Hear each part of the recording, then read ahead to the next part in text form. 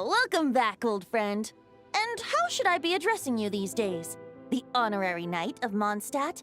The Tumaini of Natlan? Or the great hero of nod-krai? Well, you sure have your finger on the pulse. We've barely caught our breath since nod-krai, but it sounds like you've already heard about what went down. News travels fast on the wind. But before I can turn your tales into tunes, I need to hear them from the horse's mouth. My wine and my lyre are at the ready. So please, traveler, take a seat and tell me your tale. Amazing! Incredible! The Rapier of Solnari and the Doctor? Truly a tale for the ages! So, I'm guessing the Wild Hunt is a thing of the past now that you've defeated the Rapier of Solnari? Seems that way. We were kind of focused on dealing with the Doctor, though. Well, that's good to hear. Hey, now that the Northern Abyss calamity is finally resolved, Varka must be getting ready for the triumphant return of his expedition, right? I haven't seen him in the longest time. He must have so many stories to share. Hooray! Paimon was wondering about that, too. He did call you Barbados. But weren't you still fast asleep back when he was in Mondstadt? Let's call it half asleep. I was resting my eyes in the Thousand Winds Temple one day when I heard a commotion outside.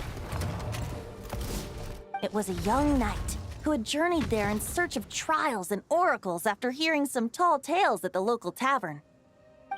In fact, all that awaited him were moss-covered walls and an angry ruin guard. But he seemed completely unfazed, laughing heartily as he sent the ruin guard's missiles flying off into the horizons. Huh! They must have been making quite a racket if it was enough to wake up the tone-deaf bard. Yeah, it sounded kinda like...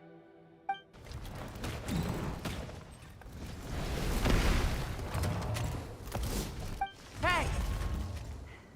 Is that all you've got? Whoa, bring it on! like that.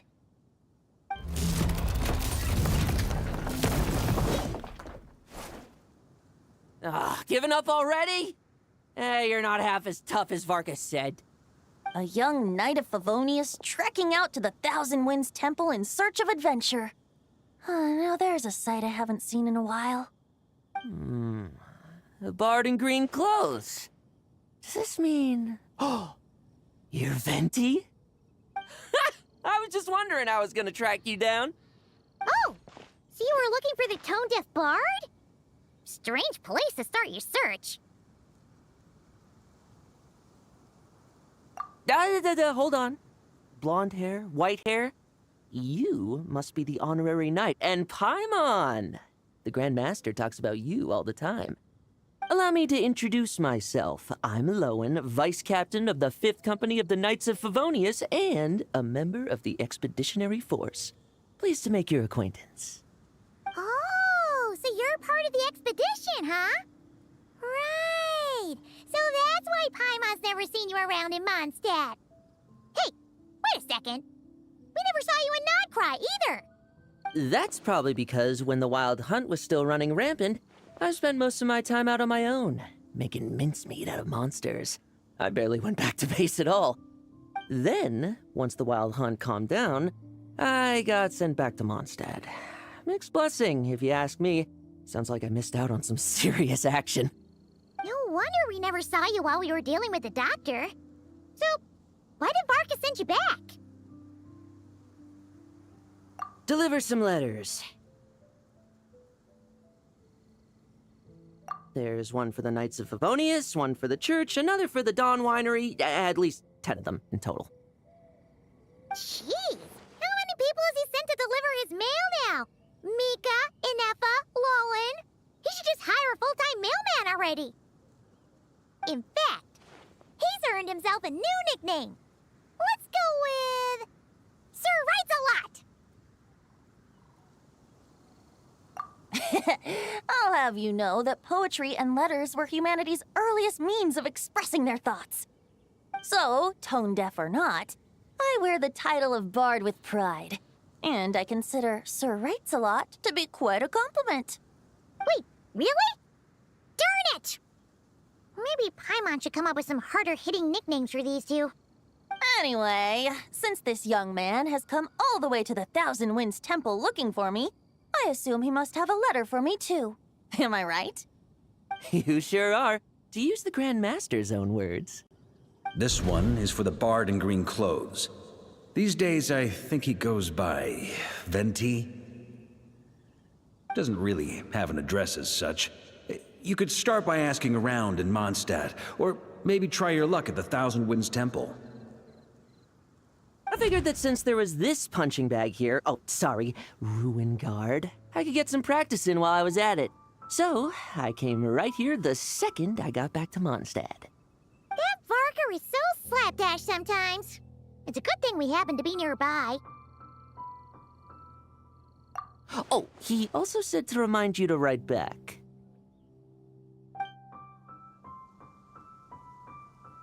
Nothing in particular.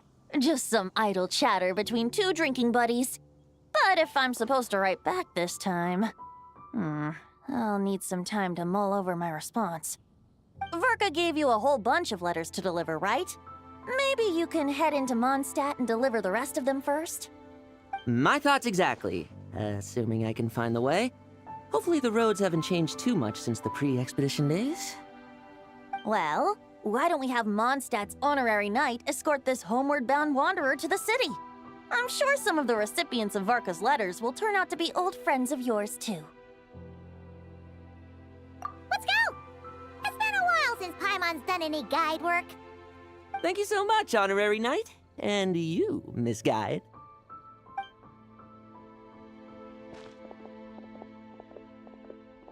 The Abyss. The Wild Hunt. Andreas? Get home safe, Varka.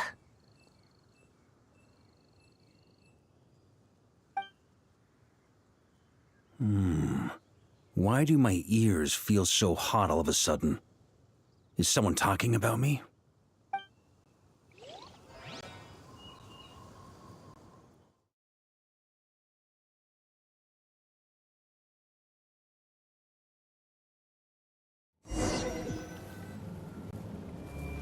Surely there's no way anyone found the secret stash of cash in my office. That would be terrible. Grandmaster!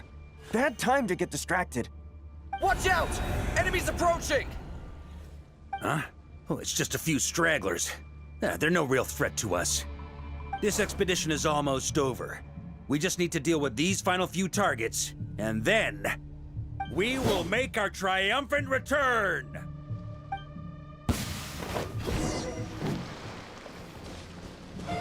Stormwind!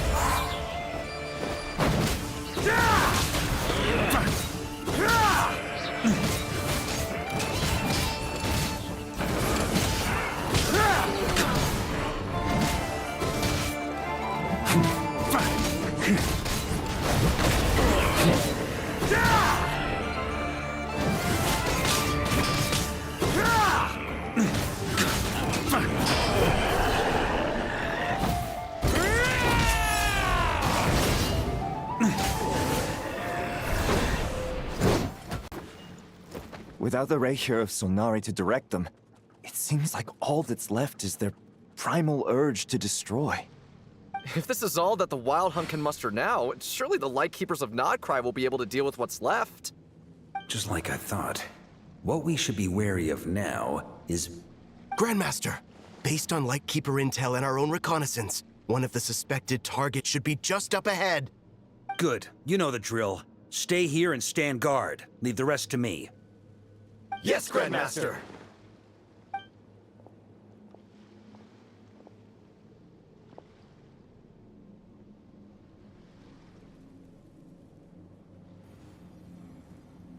We meet again, Andreas.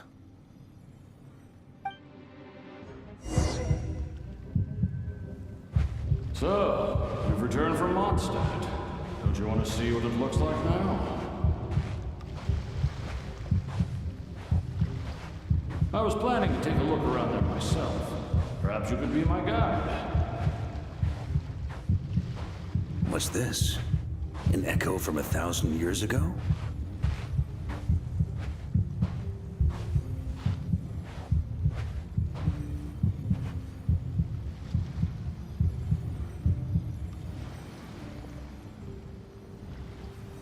Everything seems normal so far. Here's hoping I'm just overthinking things. There are 2 other places to check. Maybe this will all go smoothly after all. It's your turn, my friend. Come, Andreas!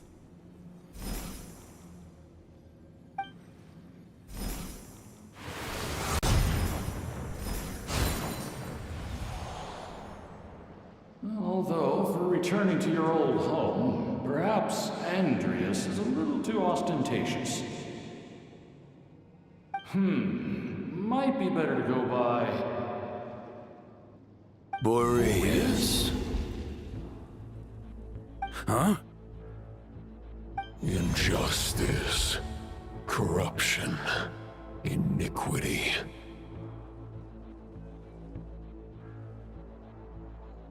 Is the surface world still as wretched and foul as ever? Answer me, heir to the knighthood of Boreas. Looks like I'm not getting out of this without a fight.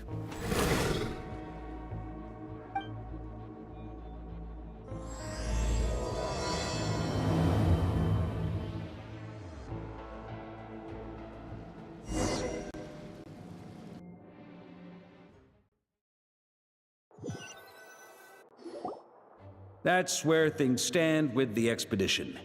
The victors will be returning home soon, so make sure to stock up on wine for the celebrations. P.S. I hope everyone's keeping up with their daily training. I'll be testing you all when I get back to make sure no one's regressed. P.P.S. I wrote individual letters for each and every one of you. Don't forget to write back. That's all. Everyone gets one? Wow!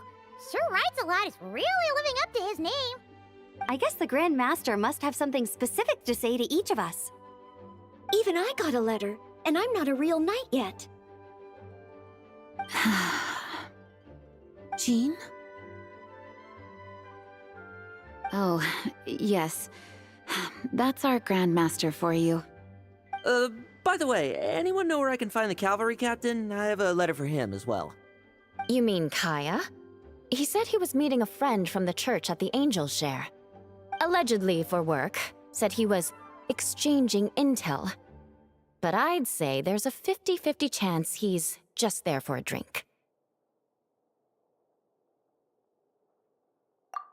Paimon bets there'll be lots of familiar faces there. How about we deliver Kaya's letter? And these other 2 as well! Really?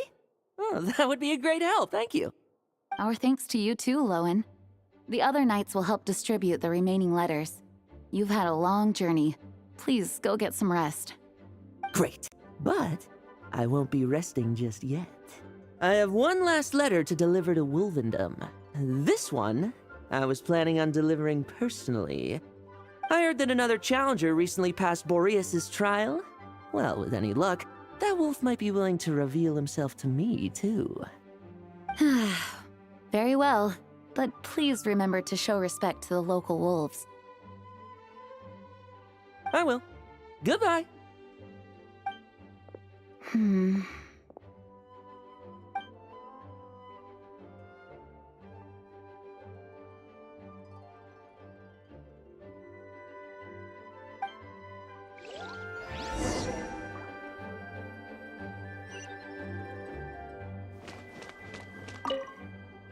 Grandmaster offered lots of advice in his letter regarding my recent assessments. I didn't think he'd spare a thought for that kind of thing in the middle of an expedition. So, Honorary Knight, if you have the time, do you think you could help me out with my special training?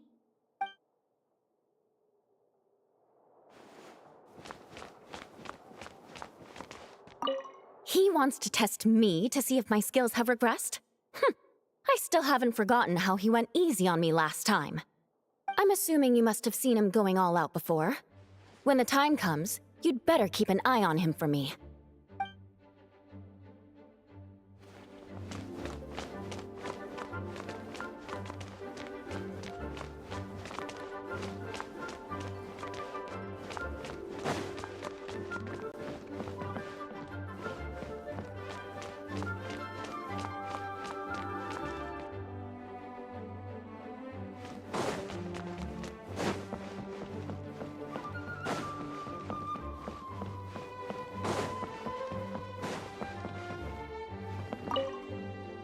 Ah, the Grand Master.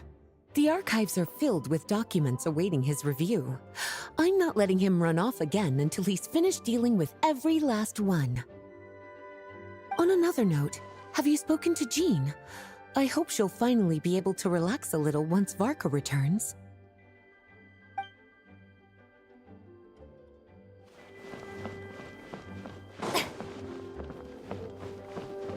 Please be quiet within the premises and refrain from making a racket.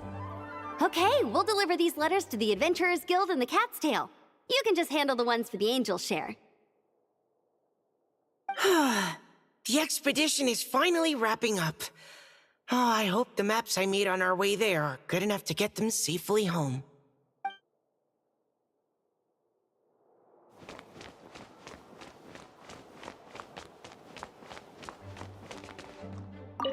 The Grand Master wrote in his letter that the Boom Blossom bombs we sent worked really well. He wants to know if we've made any more. Uncle Varka's coming home? Yay! I can't wait to go outside and play with him!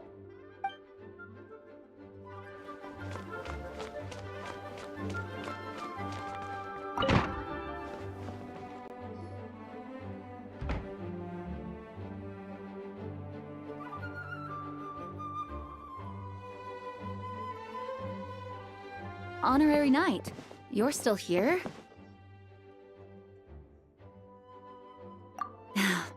Is it that obvious? Huh? But Varka's coming back. The situation in nod-krai is stable. Surely things are looking up. True. From what you and Lowen have told me, the expedition has indeed accomplished its strategic objectives. It seems that Mondstadt no longer faces any threat from the perils of the North, be they the Wild Hunt or the Doctor.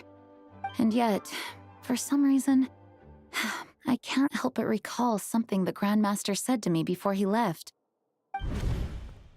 If I don't make it back from this expedition, you'll have to assume the mantle of Grand Master of the Knights of Favonius. If it comes to that, remember to train the next Knight of Boreas in my stead. I've planted some promising seeds in Mondstadt, but they still need time to grow. Some have yet to master the art of social interaction. Some don't yet understand that they too need protecting. And some, well, some might not even want to be a knight yet. What's wrong? Well, there's no need to frown. I'm going on an expedition, not marching to my death. This is all just a contingency plan in the event that I'm unable to return. Until I return, I leave them in your care. The lineage of the Knights of Boreas has nearly been extinguished twice in Mondstadt's history.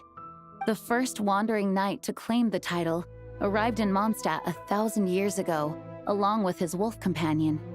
He was as free as the wind. He left no succession plan behind. Even his name was lost to history. The title of Boreas could have disappeared from Mondstadt just as he did. But he had an informal disciple, a knight named Ravenwood, who admired the Knight of Boreas greatly. Ravenwood's valor and swordsmanship earned him the wolf spirit's recognition. When the old aristocracy tried to regain power, Ravenwood came once more to Mondstadt's defense. From then on, the title of Knight of Boreas was passed down from generation to generation within the Knights of Favonius. Wolf spirit? You mean that big blue wolf in Wolfenden? Correct. As you may already know, The Wolf of the North is the surviving spirit of an ancient god, and the Knight of Boreas serves as an intermediary between him and humanity. Lupus Boreas, who had never known what it meant to love, came to understand it through the journey with his human companion. In the end, he chose to allow his power to become one with the land. This was once a well-known tale in Mondstadt, but these days, few people are aware that the starting point of the Wolf King's journey was not Mondstadt, but Nod-krai. Huh? The Great Wolf King of the North came here from Nod-krai, although he doesn't like to speak of his past. In fact, he rarely shows himself to people at all nowadays. As such, this tale can only be found deep within the Knights of Favonius library. Even among the Knights of Favonius, few are aware of it. The Grand Master didn't disclose any concrete objectives before departing on his expedition. I couldn't help but wonder whether it might somehow be related to Nod-krai's Wolf of the North. I kept my speculations to myself, however. Sharing them would only spread unwarranted suspicion toward the Four Winds among the people of Mondstadt. You experienced the turmoil caused by Duval and the East Wind's actions for yourself. Surely you can understand my concern? No wonder Varka wasn't clear about his motives. Is that what he was worried about? Very possibly. He was probably also reserving judgment. Having heard about your experiences in nod-krai, I now suspect that the Grand Master hadn't yet ascertained the true identity of our enemy at that time. And as it turns out, the Calamity born in the north wasn't an ancient god, but rather the Wild Hunt and the Doctor. I guess we were both jumping to conclusions. Yes, I completely agree. The tide can turn rapidly in times of battle. It's a leader's responsibility to prepare for every possible contingency. Even if his contingency plan never needs to be put into action, I'm sure the Grand Master is relieved to know that it's in place. Thank you for being such a patient listener. I feel much more settled after talking with you. If you have any spare time, would you mind stopping off to say hello to the other knights? I'm sure they have all missed our honorary knight just as much as I have.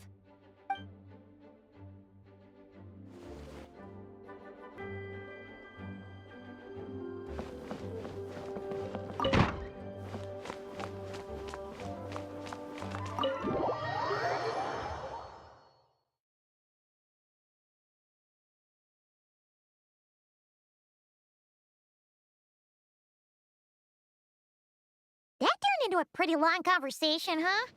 We should probably go deliver those letters to the Angels share now.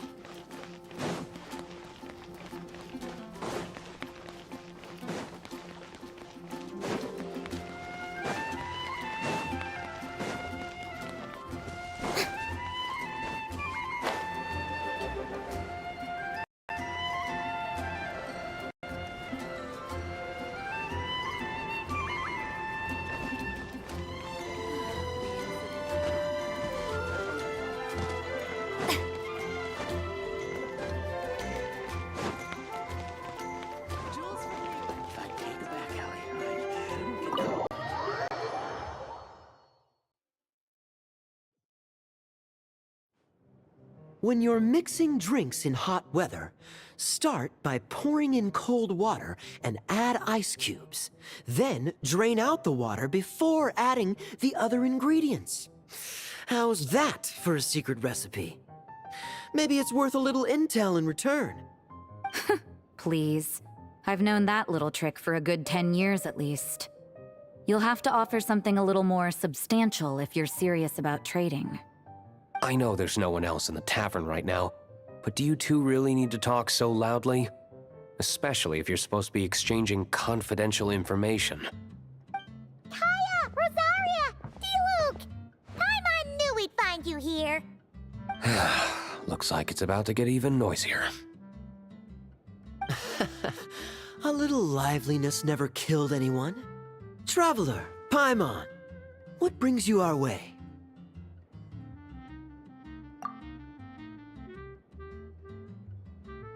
Please allow me to once again express my sincere condolences regarding your late father and the incident with Eric.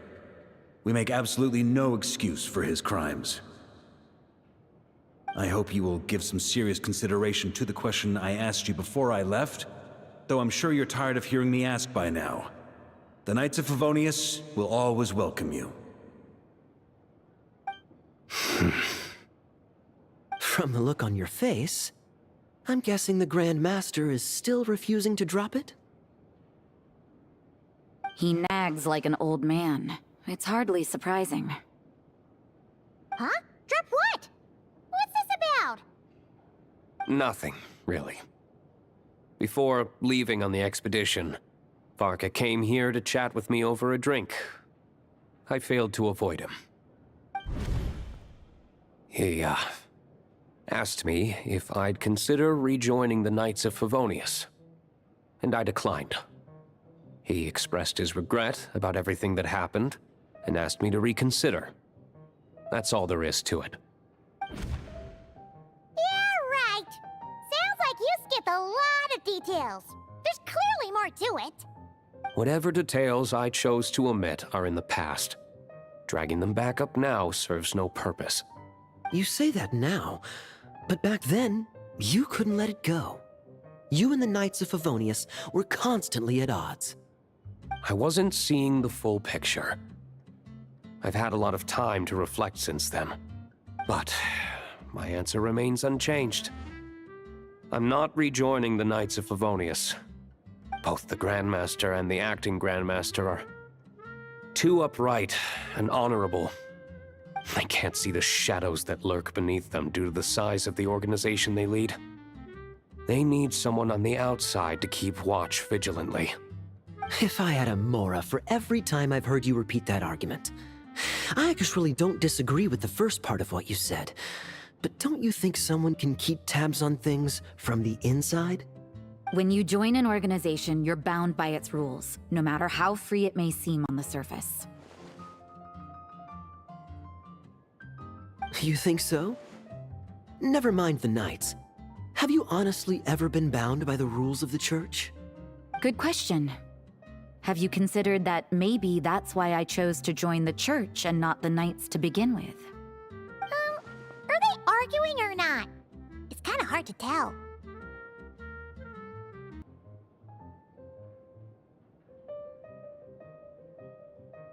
Oh, kind of like the contingencies Jean was talking about. The more ways they have to protect their home, the better. Huh? Traveler?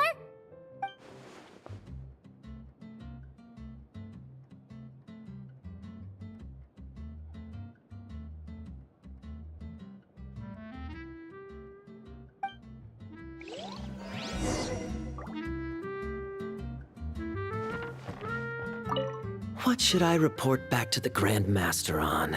Let me think. Public order inside the city, monster activity in the wild. Oh, and a review of the latest vintages. I think I'll leave it at that.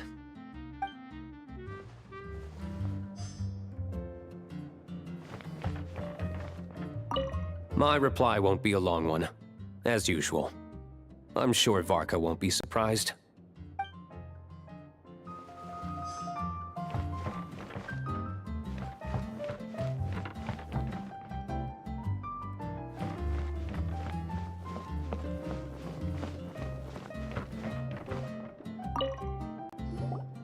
If you hadn't had to deliver that guy's mail, you wouldn't have been subjected to all this tedious arguing. When I write back, I'll tell him to quit making trouble for other people. It's no trouble. Lowen did most of the work. We just volunteered to do the last leg of the journey. Mostly so we could come say hello.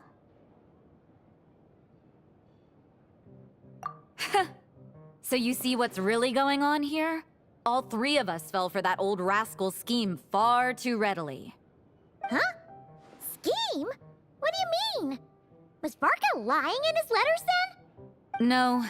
While I'm sure Varka knows full well that Diluc would never agree to rejoin the Knights, I believe the sentiments he expressed were genuine, as was his offer to welcome Diluc back. There are people like Kaya and I, And then there are those who are true champions of justice to the core. Those people are the most susceptible to being driven to extremes by great upheaval. It's happened in Mondstadt before. Not only that, but it happened to a Knight of Boreas. That'll really hit home for Varka. And that's why his nagging is even more persistent than usual. Yeah. So no one's told you this before?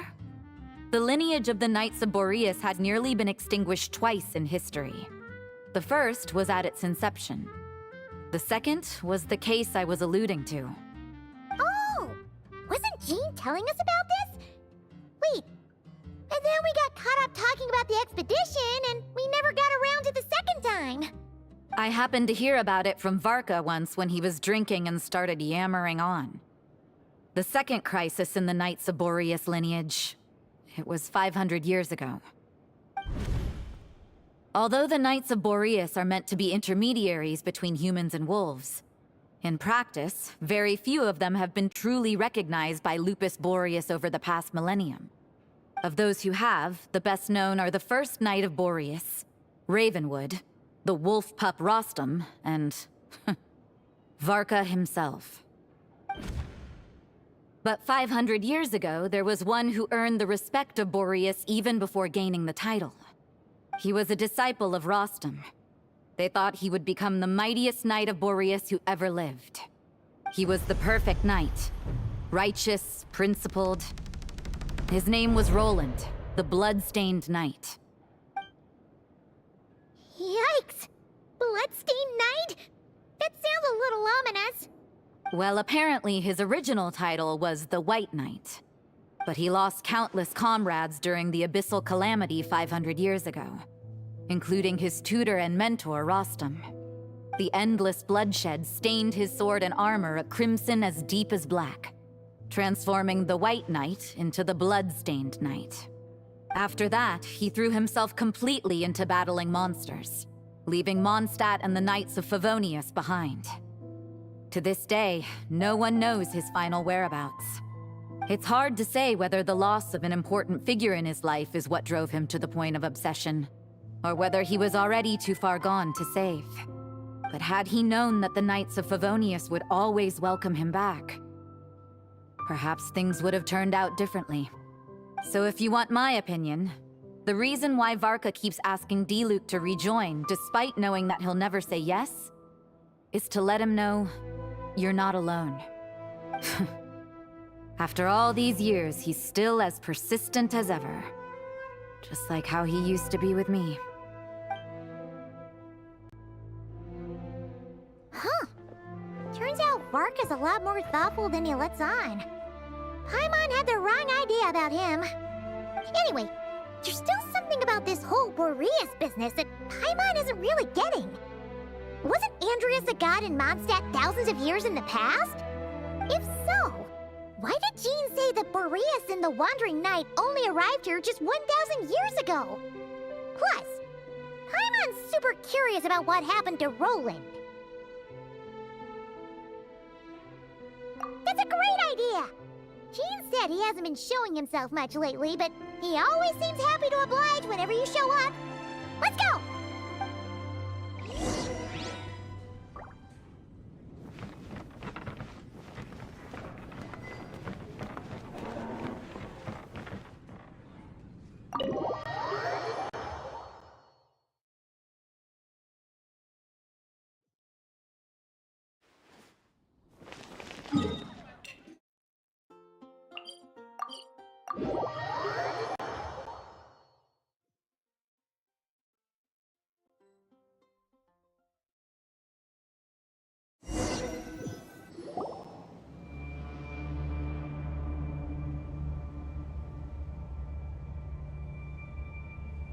What's going on here?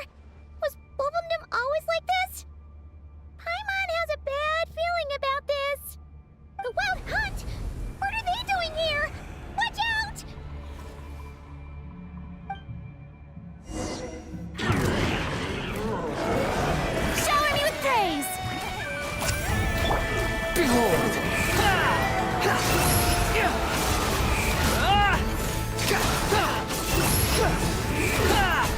amusing.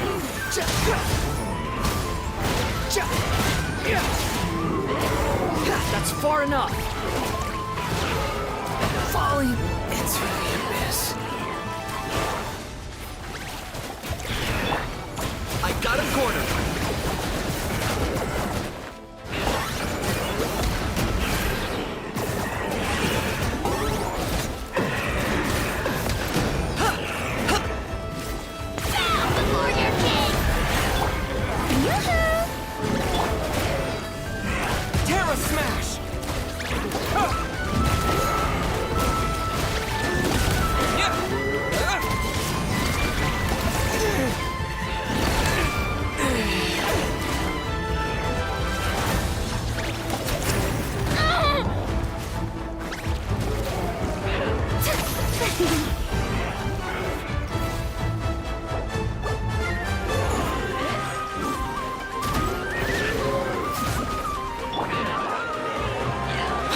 Following me.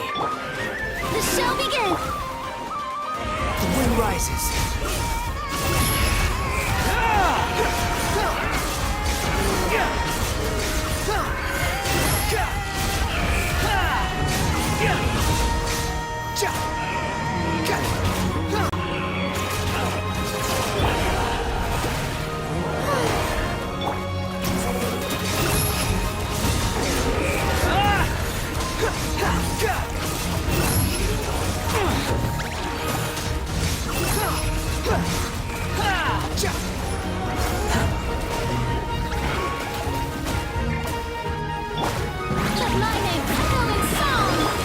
Swarm Fury!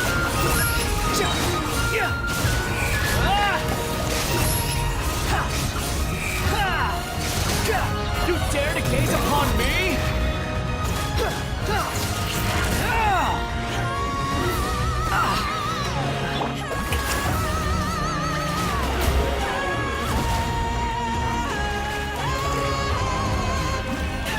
The wind rises.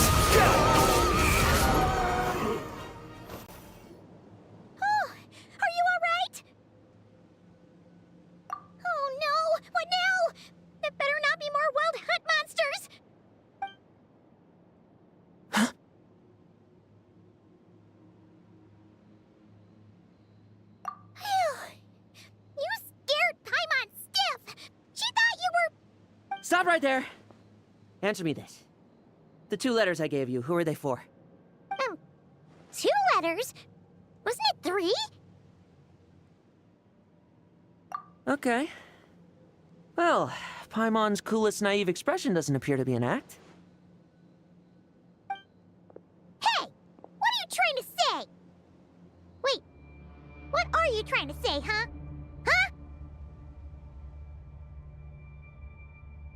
Paimon passed a test? Really? Ha! She didn't even realize she was taking one! You may dispense with your suspicions. The wolf pack has borne witness. They fought against the aberrations that encroached upon this land. And our attackers showed no ability to disguise themselves this time. Ah, a familiar scent. Come. I will await you at the usual grounds. Well, if the boss of Wolvendom has vouched for you, I guess I should apologize for doubting you just now. Sure was. Fortunately, my experience in nod-krai didn't go to waste. Turns out the Wild Hunt all feel the same when you stab them. They didn't stand a chance. Something seems wrong with that old wolf, though. Go on. You should check on him.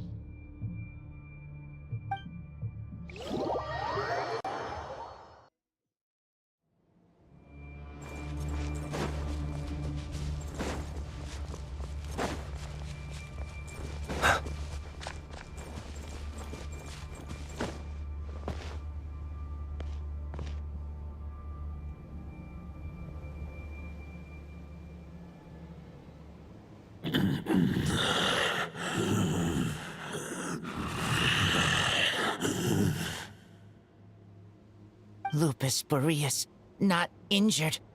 Why so weak? Am I not strong enough?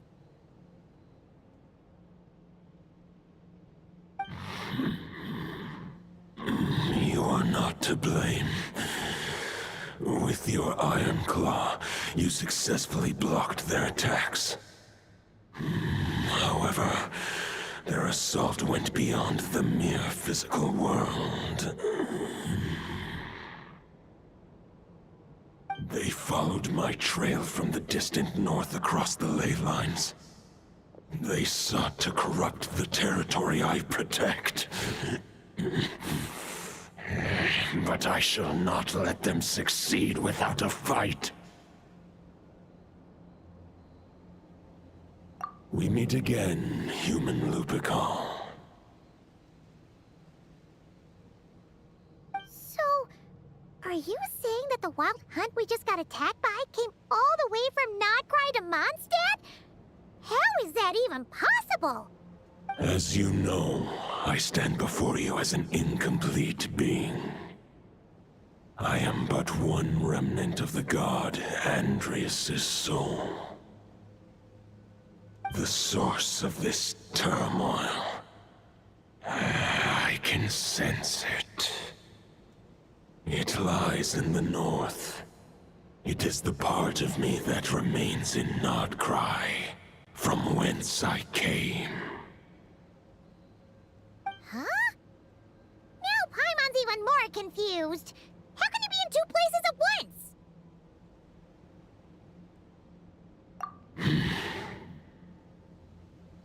For many gods, housing a part of their soul within an object is no difficult feat. But those who can perform such delicate partitions as this are rare, even among the gods.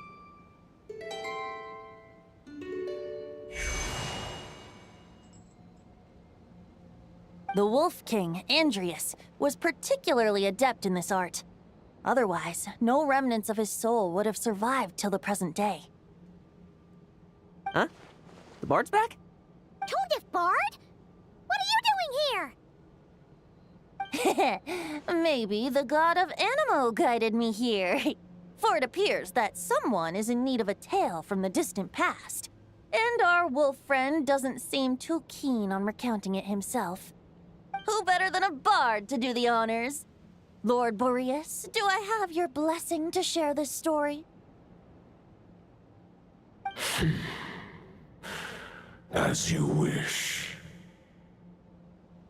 Lupus Boreas wandered the frozen tundra and stumbled into the Seelie Hall. Enchanted by their song, tender as the dawn starlight, and curious about the ways of humankind, the wolf bade farewell to his home and set off for the city to the south. As the high tower crumbled and the fierce winds fell silent, Lupus Boreas, who once had hunted with the storm winds himself, looked within and inquired, was the shelter he provided for humanity really any different from that given by the reclusive king in his tower? The wolf entrusted those under his protection to a new god and quietly returned to the frozen north. There, in a palace long since abandoned by its former master, the great wolf closed his eyes and slept. 500 bitter winters passed, then 500 equally frigid springs. He slumbered undisturbed until a night stumbled in from the cold, just as Lupus Boreas had once done at the Seelie Hall, and awoke him at long last.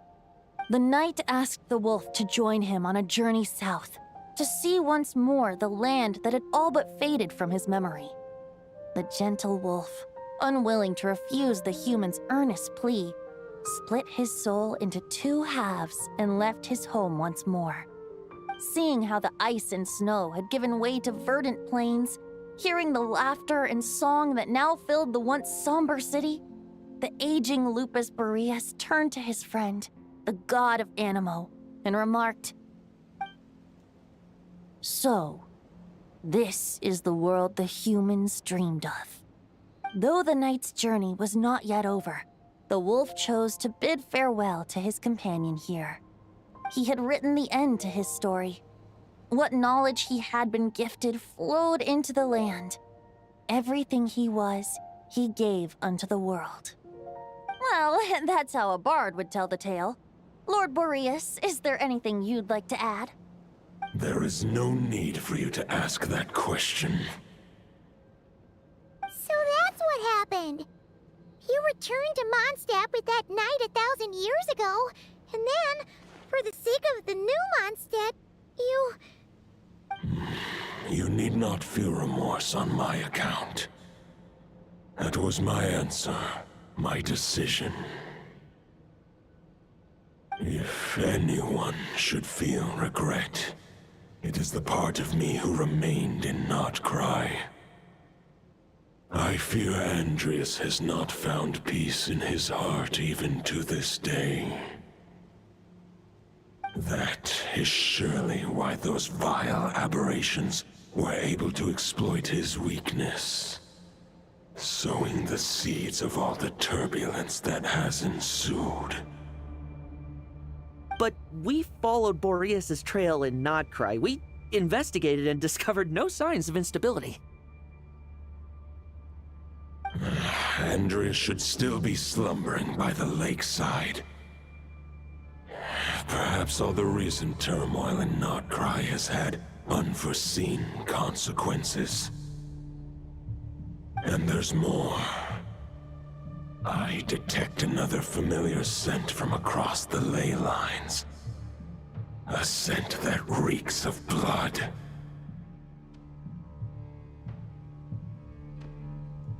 Oh, the White Knight who became the Bloodstained Knight? The mightiest knight of Boreas? But wasn't he from 500 years ago? You think he's immortal or something? I remember him as just a man. His lifespan should be no longer than any other of his kind. But before he severed his connection to Boreas, his final destination, it was the ancient kingdom of Conria, as you call it. Beyond that, I know not if he lived or died. If you want to get to the bottom of this, I'm afraid you'll have to make another trip to nod-krai yourselves. As luck would have it, another old friend of ours just so happens to be free right now. If you ask him nicely, he might give you a lift. That could save you a lot of time on the road. No wonder I can suddenly sense the east wind's presence. If even Mondstadt has been affected by the fallout, nod-krai must be in real trouble by now. I hope Varka can handle it. Varka? Is he in danger? I believe too many passengers would slow our dear friend down. I fear he only has room to carry one person, along with perhaps a diminutive companion. All right, wish it could be me, but I accept that we should send our strongest warrior to fight nod-krai's battles. I'll stay here and deal with any wild hunt that try harassing Mondstadt. It'll be a good chance to try out some new moves. I stay in Mondstadt too. With Traveler's help, Varka will be safe. Razor, give me your iron claw.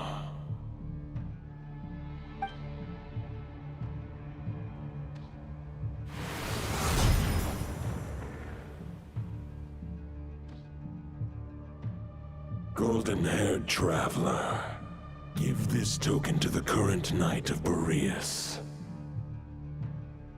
It is a wolf spirit. It contains my power and thoughts. Though I have given him a piece before, this should bring him new strength. The Dominator of Wolves once bestowed the power of his soul upon his pack, strengthening their hearts and sharpening their claws and fangs. But human hearts and flesh cannot bear the soul of a wolf directly. It would be akin to forcefully merging a human and a wolf into one being. they would descend into chaos. To prevent the entanglement of souls, the most I can do is temporarily house my power and thoughts within claws and fangs wrought of steel. Although, truth be told, that knight does not lack for power. What he needs more is the thoughts within. But I shall leave this for him to explain. The Great Wolf King of the North remains strong for now. Besides, do I not have the protection of my Lupacol? I will protect Lupacol. The North and Varka, I leave to you. Just give me the word whenever you're ready.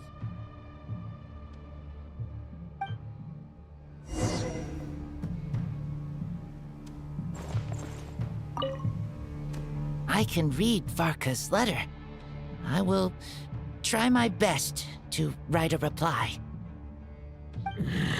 A wolf's claws make poor instruments for writing human words.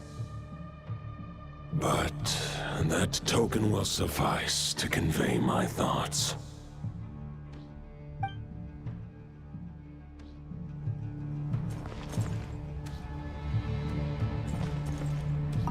I sure didn't expect my experience fighting the wild-hunted nod-krai to come in handy back here in Mondstadt.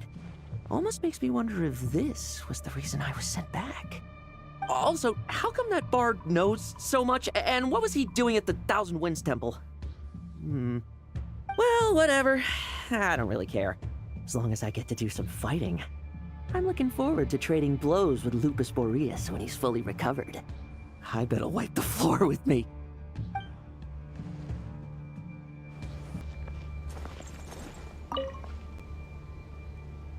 Any questions before you set off? Better ask now. You'll probably have to hit the ground running when you get to nod-krai. 500 years ago, Roland seemed destined to become the mightiest knight of Boreas ever to have lived. But he was too pure of heart. He believed firmly in his own ideals of chivalry, vowing to eliminate all injustice from the world. But the world had never been perfect and pure, nor would it ever be. Neither his mentor, the wolf pup Rostam, nor the Grand Master, known as the Lion of Light, could persuade him to temper his obsession. But what was the scent that reeks of blood that Lupus Boreas sensed? And what is its connection to Conria and the Abyss? Perhaps you will uncover the truth in nod-krai. Any questions before you set off? Better ask now. You'll probably have to hit the ground running when you get to nod-krai. The root of this turmoil lies with the remnant soul that Andrias, dominator of wolves and god of the North Wind, left in nod-krai. He once left nod-krai and braved the blizzards to confront the god of storms and claim the right to rule. Yet even as the tower fell, he chose to abandon his claim. Instead, he returned to the north and slumbered for 1,000 years, before finally journeying back, under the name of Boreas, with the first knight of Boreas to witness the new face of Mondstadt. When the wolf spirit could no longer maintain his physical form, Boreas chose to pour his power into the ley lines. With that, he became the North Wind of Mondstadt, as he is still known to this day. Any questions before you set off? Better ask now.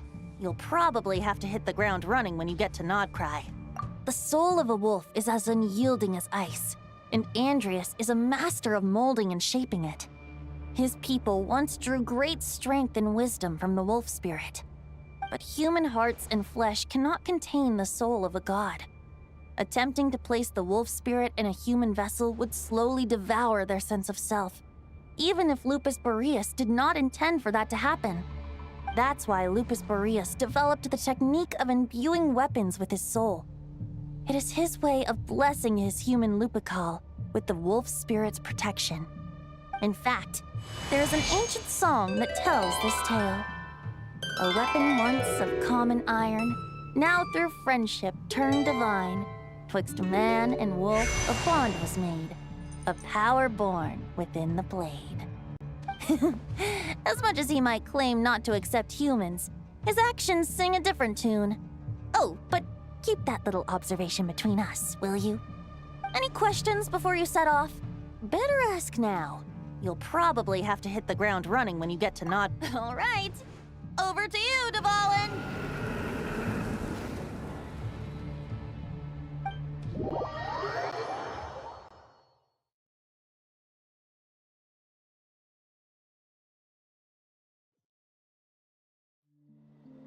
The Knight of Boreas awaits below. We must part ways here. Barbatos and I have other plans. We will meet you again later. All right. Hey, wait. How are we getting down?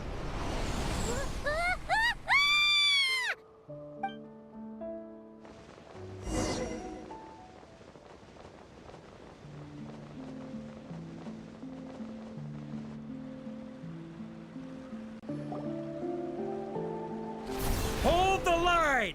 The enemy's on the brink of collapse!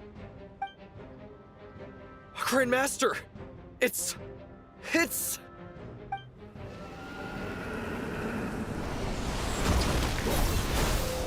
Haha! Reinforcements! It's about time! And Paimon too! We're just about hanging in there. Most of their grunts are taken care of now. Their leader's gonna have to make a decision soon. Fight or flight? What will it be, mightiest knight of Boreas? As expected, this hastily summoned Wild Hunt horde is nothing but a disorganized rabble. A mere shadow of the forces gathered by the Rahir of Solnari. But they have served their purpose. I now understand your tactics, and you, in turn, understand mine. This is fair. This is the way of chivalry. Farewell, heir to the knighthood of Boreas. Whether you choose to resist me or not, I shall set right the injustices of this world. In the name of the blood-stained knight. Guess they're retreating for now. So that Wolf of the North look-alike, that was Andreas? But why would he be leading the Wild Hunt? And why was he talking about the Bloodstained Knight? Ugh, forget that. We can save the details for later. He was the enemy boss, right? Are we just gonna let him get away? Ah, there's no point chasing after him. We've crossed blades already, and it ended in a stalemate. Right now, there's nothing we could do about him. True. We're still not certain of his true identity, but whether he's a god corrupted by the Abyss or a legendary knight, killing him might be just about possible, especially now that you're here. The difficult part is, we can't kill him right now. Huh? What do you mean? Is he immortal or something? No. Judging from our skirmishes so far, I don't think he's got any special abilities of that caliber. Nor does he have the ridiculous level of power wielded by the Five Sinners. But, compared to Rerir, our current foe clearly has a better understanding of how to exploit nod-krai to his advantage, particularly when it comes to Andreas' remnant soul.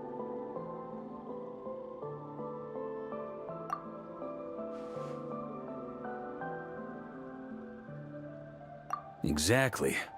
Sounds like you realize what the crux of the issue is. I managed to cut off a sample from our foe, which Albedo and Durin are analyzing as we speak. Meanwhile, our other allies should be making their way home from their own battles by now. Let's discuss this further when they're back. We still have some big challenges ahead before this expedition can finally be declared a victory.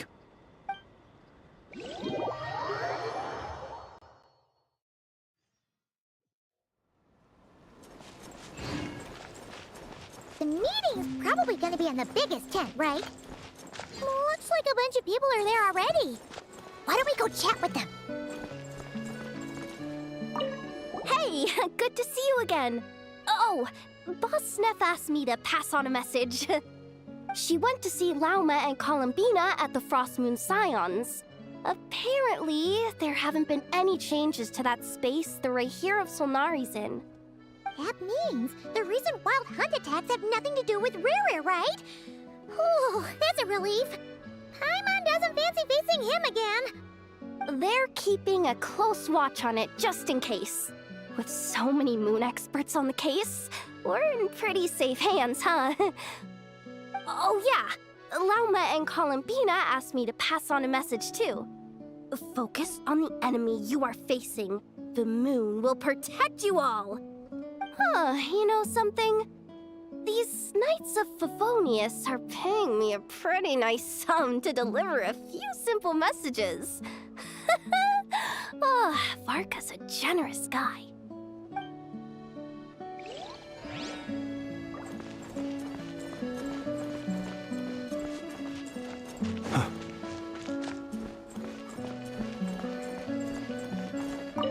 Short distance propulsion module on cooldown. 15 minutes until next departure. Switching to chat mode. Hello there, Paimon, traveler.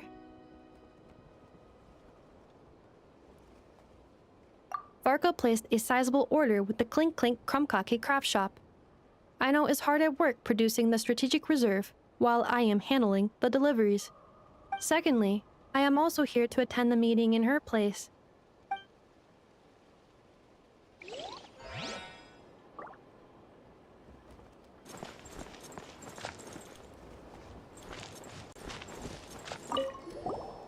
Huh? Flint's! Paimon thought the Lightkeeper's rep would be Iqua or Nikita. You're quite right. However, Itlua and Nikita are both busy organizing the Ratniki's region-wide response to the recent attacks. And since I'm well acquainted with everyone else here, I was the one they recommended to attend the meeting.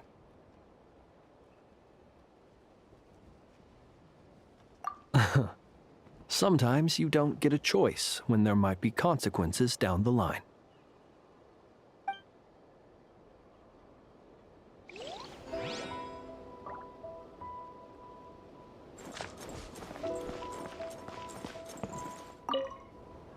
Hey, Honorary Knight. Looks like pretty much everyone's here. Albedo and Durin are just wrapping up their analysis. You want to wait for them here?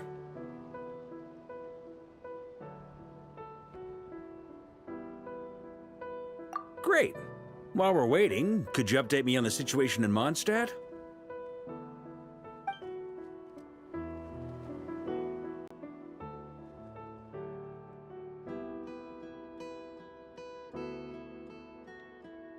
And that's where things stand. The Wild Hunt is no longer under the Rahir of Solnari's control, but it has been reborn from the ashes and is now launching widespread attacks. Intel from the Frost Moon Scions and the Curatorium of Secrets corroborates this. No disturbances have been detected in the space where Riri resides. What we are facing here is a completely new foe. Summarizing current situation. To confirm, the present leader of the Wild Hunt is the creature resembling a wolf. Andrius, god of the North Wind. More precisely, it's the external will that has seized control of Andrius' spirit, namely Roland, the Bloodstained Knight. Whoa, whoa, whoa, whoa. Hold on. I'm completely lost. Isn't Roland some mondstatter from like 500 years ago? How'd he suddenly get wrapped up with a god from 1,000 years in the past and the present-day Wild Hunt? Allow us to explain that part. Are you familiar with compensation mechanisms? When an organism sustains damage, relevant tissues will undergo changes to offset the loss of function. For example, when one kidney is damaged, the other will be strengthened to compensate. Or, when a main artery is blocked, the collateral vessels become more active. Similarly, when the Wild Hunt lost their leader, the Abyss harnessed the memories that flow throughout the ley lines to fashion a new one, fit for the present circumstances. That new leader is a mirror image of Roland, the Bloodstained Knight. Right. No matter how strong the compensation is, it will never quite match the functionality of the original organ. The Roland replica can't possibly imitate Barir's overwhelming power, nor his ability to disguise himself as others. So, the Abyss made use of the connection between Roland and Boreas to compensate for this lack of power. The replica corrupted and took control of Andreas as he slumbered by the bank of Amsvartnir, ultimately manifesting as the giant beast that you all witnessed. However, exactly why the Abyss chose Roland to mimic, and indeed how it was able to do so, remains unclear. I guess he must have gotten caught up with the Abyss or nod-krai somehow during his wanderings through Teyvat. But we can keep those questions on the back burner. Okay, Paimon gets all that, but what did you mean when you said we can't kill him right now?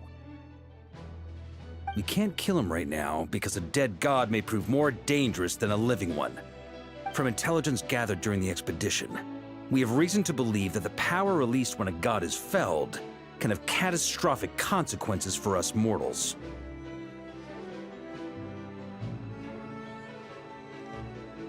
Worse still, the wrath that remains after a god's passing becomes a source of endless turmoil. Once god remains contaminate the land, they will persist for thousands of years.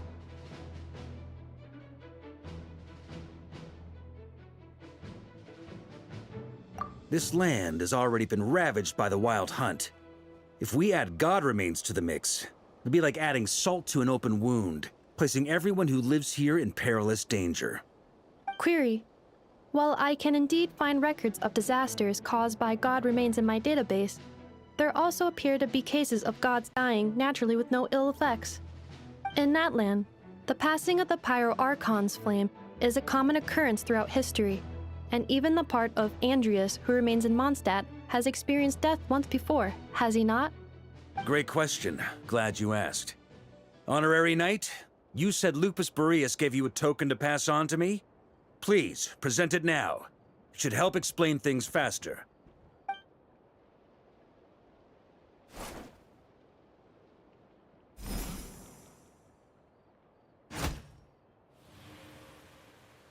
Come forth, Boreas! This form has come to the end of its time. I'm afraid I can accompany you no further on your journey. My soul will fall into silence, and my power will flow into the ley lines of this land. Perhaps this is all that a wolf can hope to do for humankind. Do not grieve for me, for this is the end I have chosen. Instead, remember that one day, your wandering too must come to an end. Where and when shall that be? A final wish before I slumber.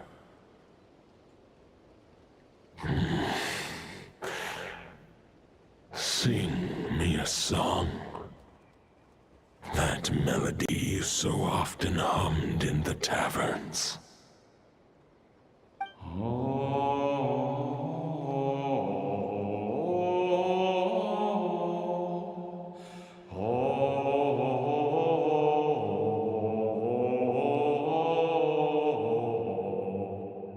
You saw it too. You must have keen powers of perception. Not that it surprises me. That was Boreas' final thoughts before merging with the ley lines. It's the reason Mondstadt remains unharmed by his god remains. In his final moments, he made a choice to give everything he was to the ley lines. All to protect Mondstadt from harm. Sounds like Andreas spent thousands of years searching for his place in the world, too. Yes. And now our task is to return the answer he found, the decision he made, to Andreas' heart. Only then can he break free from the corruption and control of the Abyss, and make that decision once more. I see. I would say that planting thoughts inside the mind of a god sounds a little far-fetched, but since it was his own wish to begin with, it sounds feasible to me. Wait, we already have a perfect solution? Then why are we even having this meeting? Let's go do this thing! Ha ha ha. If only it were that simple. Unfortunately, this one thought alone is unlikely to be powerful enough to break through the Abyss's control and reach Andrias' heart. We need to find a way to make the thought within this sword stronger and more resilient. For now, Boreas needs all his remaining strength to fight against the abyssal corruption to Mondstadt's ley lines. He can't afford to send us any more of his power. However, since his form was unstable during his journey with the first Knight of Boreas, many wolf spirit fragments were left behind along the way. If we can collect those fragments, we can use them to strengthen the decision to merge with the ley lines. So we need to retrace his steps and look for random fragments? But they could be anywhere between nod-krai and Mondstadt. It'll be like looking for a needle in a haystack. You don't need to worry about that. There's a few fragments left to gather in nod-krai, but apart from that, most of them are already inside this sword. I've been collecting them during the whole expedition. Huh? Wait, really? I mean, it's an expedition, not a stroll in the park. Each step of the way, we've been hard at work planning for every possible contingency. Not just the wild hunt in the Abyss, but ancient gods remaining in nod-krai. Sounds like this plan was a long time in the making. It's almost as if you foresaw the future. As a matter of fact, I did. I caught a glimpse of fate's reflection. But I can't take credit for it. It was all thanks to the help of a few friends. Still, all I foresaw was that an abyssal calamity was brewing in the north. Had I known more, we could have saved a lot of energy. Instead, we've had to make best guesses, prepare for every possible scenario. If all that preparation went to waste, all the better for it. But anything that proved useful, we knew we'd be grateful for down the line. Sure is. Just one crucial step remains. We need to gather the last few wolf spirit fragments scattered around nod-krai, and use them to make the thought within this sword as strong as it can possibly be. According to what Boreas told me before we left Mondstadt, his form was at its most unstable at the beginning of his journey. That means the fragments here should be the most powerful ones. But of course, we've been tied up fighting battles since the day we set foot in nod-krai. First with the Wild Hunt, then with the Doctor. So, it wasn't until recently that we were finally able to confirm the status of the Wolf Spirit fragments. We now know there are 3 left to find. Okay, so 3 more mini expeditions to go. I managed to gather 1 fragment before Roland reappeared. I also have a confirmed location for the second, which I'll take care of in short order. As for the 3rd fragment, we've identified a general search area to focus on, but we'll need all hands on deck to pinpoint the exact location. The final snag is that since our foe is a replica of Roland, he too will be aware of Andrias' history. He's sure to try and sabotage our plans by any means at his disposal. So everyone needs to bring their A game. With our foe being from Mondstadt, it's our duty as Mondstadters to defeat him. And since the Wild Hunt is involved, the Lightkeepers will provide their full support. The Clink Clink Krumkake craft shop will also help in any way we can. So what do they need me here for? Wait, I think maybe I signed a contract at some point. Didn't exactly scrutinize it though. I mean, who actually reads those things anyway, right? Ah, great. Knew I could count on you all. Lastly, our friend from the Curatorium of Secrets will provide intel and relay battlefield communications. Looking at you, Jahoda. So, you'll be darting back and forth across the battlefield. dodging the wild hunt and the shadow of an ancient god. I'm impressed by your courage, Miss Jahoda. Rating for Jahoda updated. Higher quality ingredients will be used to prepare your future meals. Darn it! I should have known this payday wouldn't come that easy. I'll deal with the second wolf spirit fragment, which we already know the location of. The moment you make any progress with Fragment 3, be sure to give me an update. Traveler, could you join me in retrieving Fragment 2? I have a feeling that your unique constitution might come in handy. All right, time is of the essence. Let's move out, people. Dismissed!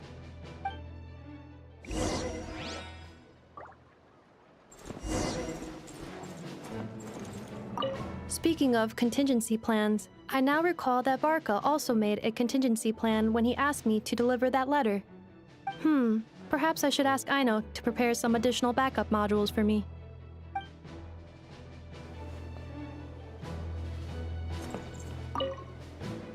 Remnant fragments of an ancient god. Thoughts stored inside a blade. Maybe I'm overthinking this, but I suspect there is more to Mr. Varka's plan than what he's revealed to us so far. Then again, the enemy can harness the Wild Hunt to spy on us wherever we go. As our commander, I'm sure he has his reasons for choosing not to tell us everything.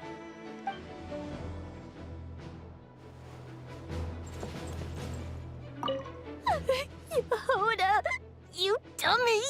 You took the stupid job of your own free will! Crying isn't gonna get you out of it!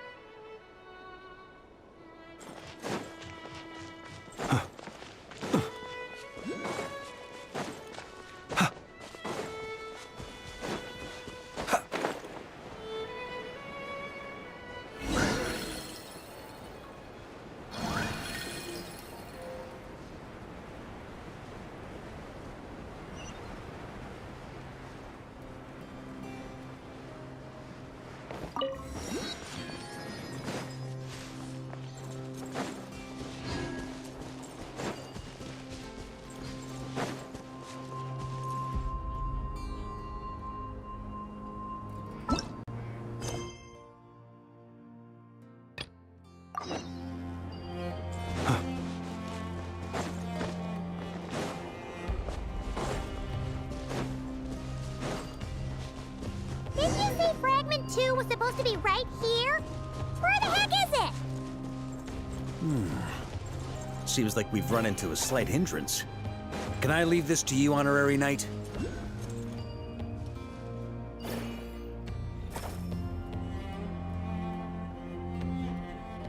Traveler, Paimon, when this is all over, I'm gonna invite you around for a drink of...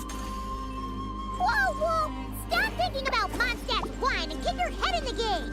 You can't be daydreaming about alcohol before a battle! Huh? Well, all right, just trying to lift our spirits a little.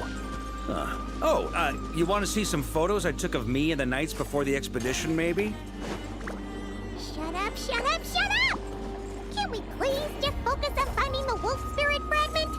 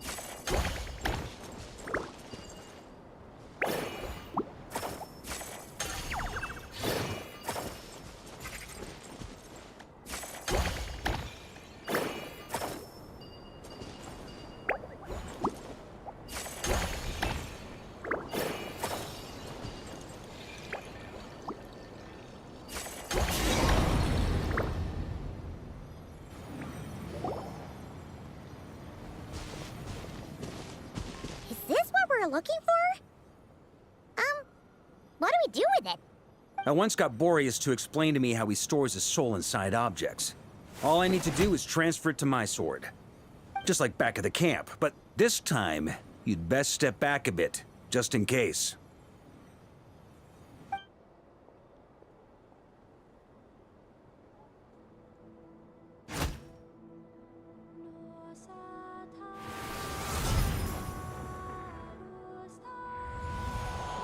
So, you're saying you don't know how to love people, and you don't understand human love either. Why do you laugh? Sorry, I just think the fact you're ruminating on this is all the proof you need that you have love in your heart. I have a funny feeling that by the time this journey ends, you'll have found your own answer to the question of how to love. No, you're wrong. There is no redemption at the end of this path. Even if I am stained black with blood, my conscience will remain as white as snow. If pledging allegiance to the Abyss is the only way to sever the injustice of fate, then I shall serve in its name. Ugh!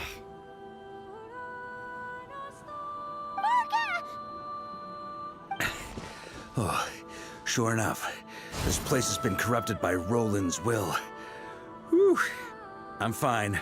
I was prepared for this. It wasn't enough to pose a serious threat. We got here just in time. The fragment hasn't been fully corrupted yet. Assuming we can undo the damage, it should still be usable.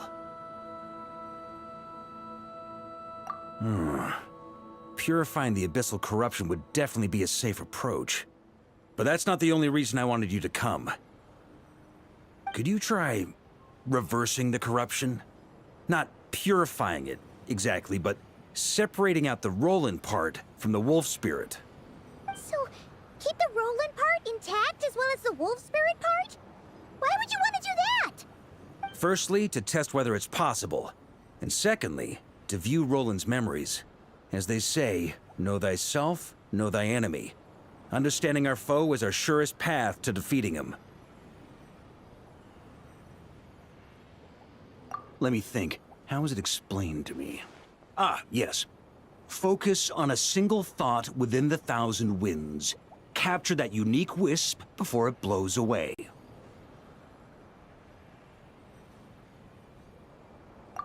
Ha ha ha ha! Actually, neither do I. Huh.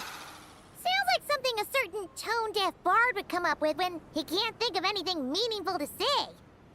Wait, don't tell Paimon that's what actually happened. I thought it might mean something to you. Never mind. I'll explain it in more human terms. Traveler, when you were in Natland, you went fishing for ancient names, correct? If I'm not mistaken, the Night Kingdom was like a river flowing with concepts, and you were trying to capture the concept belonging to a particular ancient name.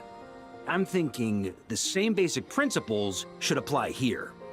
Okay, but back then, we had a bow and a net.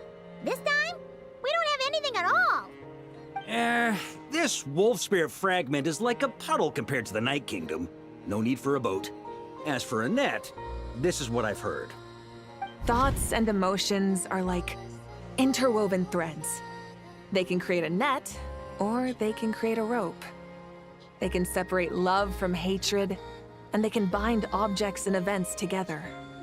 Thought is the anchor for a being's existence, through which emotions are drawn forth. Also, we barely know anything about Roland. How are we supposed to use thoughts to anchor him? Well, maybe you could try this.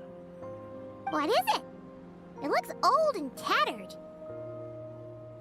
It's an unsent letter, written by the wolf pup Rostam, Knight of Boreas, from 500 years ago. It was meant for his disciple, the White Knight Roland. After Rostam lost his life in the Abyssal Calamity, Roland left Mondstadt to wander to Vat. Grandmaster Arundelen had wanted to deliver this letter to him. But trying to track Roland down was like chasing a shadow. He never did find him. And so this letter has been sitting at the Knights of Favonius headquarters ever since. Quite the antique, then. But how exactly is it supposed to anchor Roland? Yeah, I'm honestly not sure. Hey! What happened to Mr. Plans for every contingency? You're just making this up as you go along! What can I say? Some people like to wait till they've got all their ducks in a row before taking the first step, but I prefer to dive on in and plan as I go. I've been doing it that way for the whole expedition. But anyway, don't they say that poetry and letters were humanity's earliest means of expressing their thoughts? Can't hurt to give it a try, surely.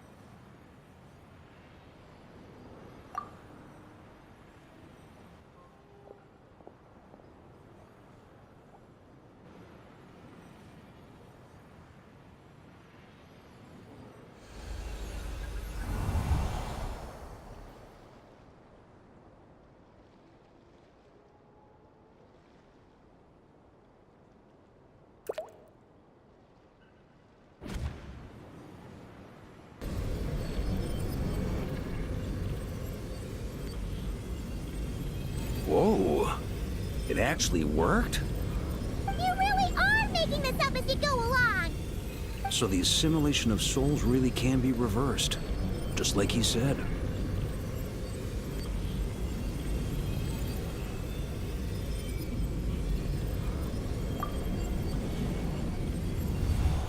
If what you say is true, the monsters I've slain, the justice I have sought to uphold,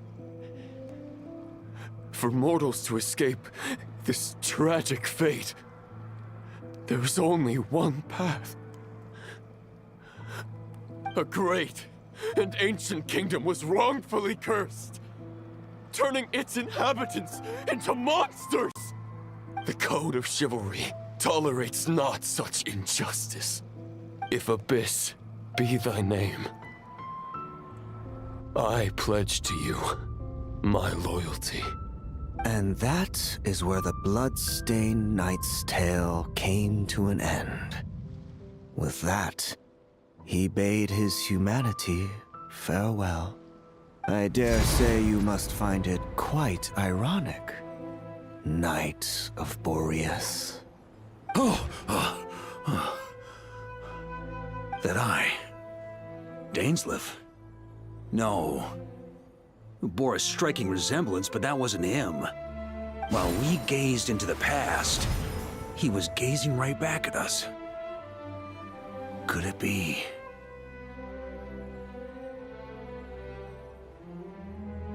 So that's what happened. After leaving Mondstadt and wandering the land, Roland ventured underground and saw a revelation from the visionary. Once he had learned of Conria's fate, he saw the gods' judgment as the greatest injustice. So he surrendered himself to the Abyss, giving them his knowledge, his power, his everything. That's why the Abyss can replicate him. Uh-oh. Does this mean we have to take on the visionary this time?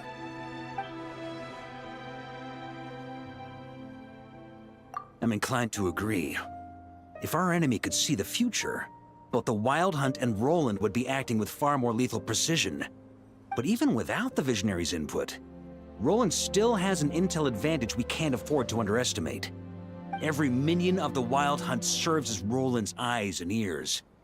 We need to think one step ahead if we want to outmaneuver him. And on that note, I have a plan I want to discuss with you. Well, the fewer people who know, the less likely it is to get leaked. Besides, it wasn't a fully formed plan back then.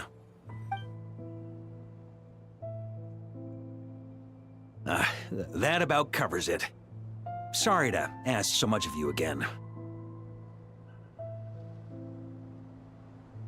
No plan is free of risks. At least this one actually gives us a shot at fully eliminating the danger posed by this ancient god. Surely that's got to make the risk worth taking.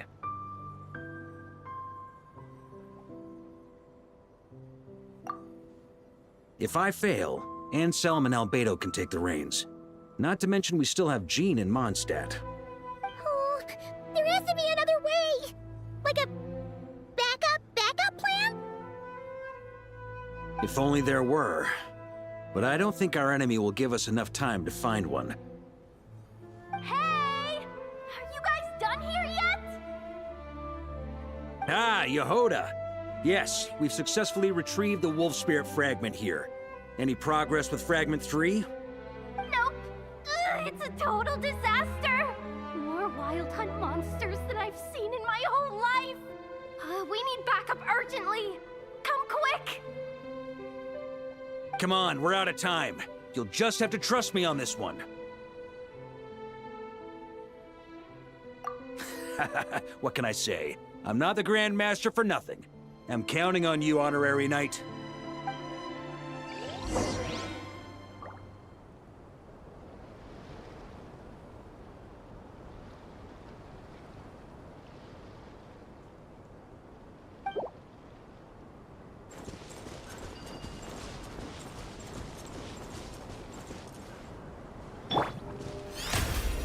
The show begins!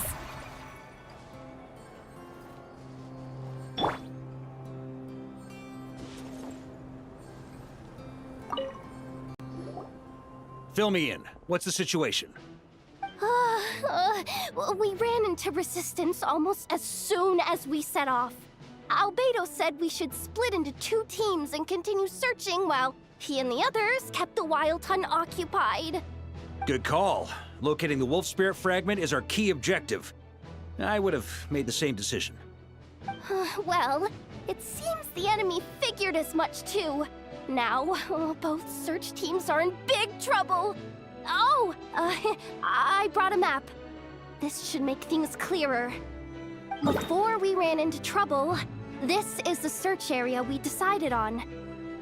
The 2 teams are holed up here and here. They should have a clear idea of the fragment's location by now. But the Wild Hunt is stopping them from relaying messages back, right? Do we have any more troops available to provide backup? We can't spare troops from any of the fronts right now. That just leaves us with, The logistics company is standing by. Hanefa! Designated drop point reached.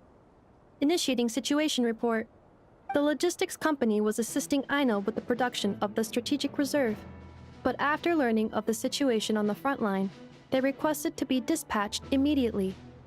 They are currently nearby awaiting orders. Amazing. Just in the nick of time. Hey, seeing as you can fly and all, shouldn't you be the one out here delivering messages?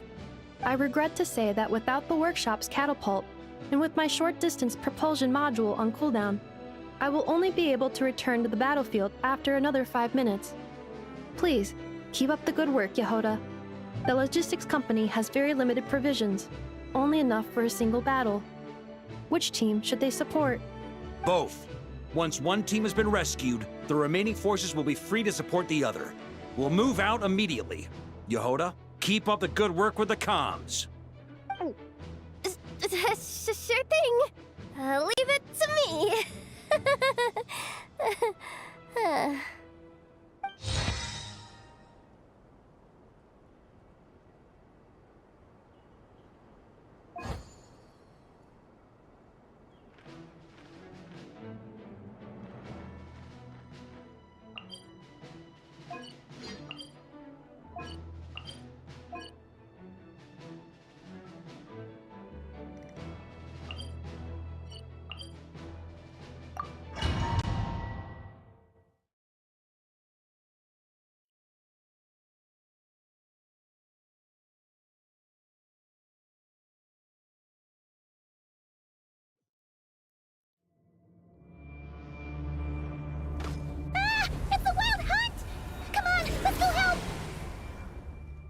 Something's not right. The Wild Hunt's offensive doesn't seem to be getting any weaker as the battle goes on. Are they getting reinforcements from somewhere? Don't get dragged into the enemy's rhythm. Logistics company, scout out the area. Look for terrain we can use to our advantage. Yes, sir.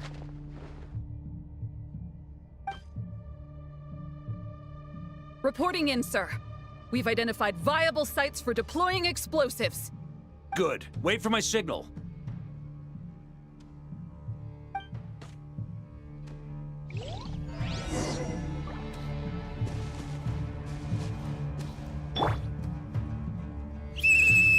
Logistics company, deploy!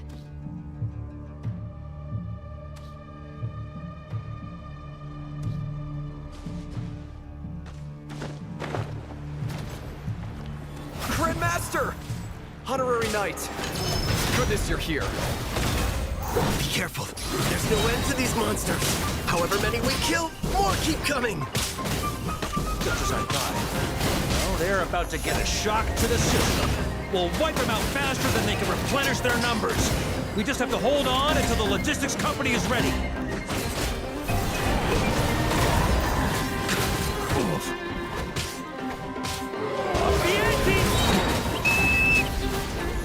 Is that the signal to say they're ready?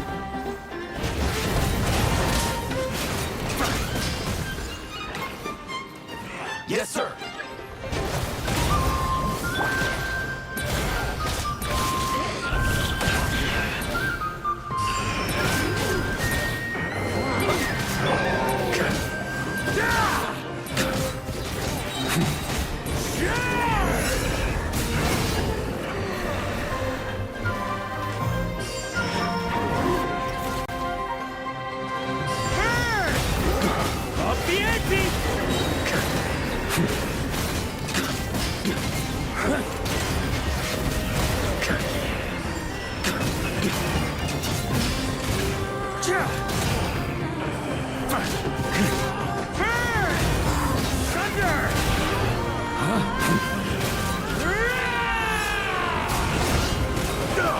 Just a flesh wound.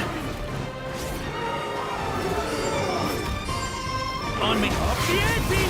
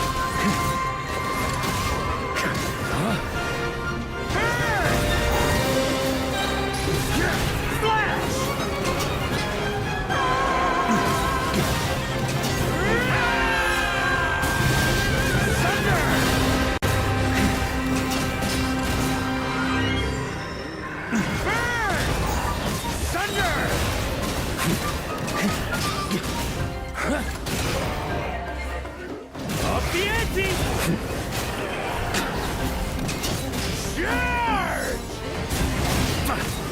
Up the ante!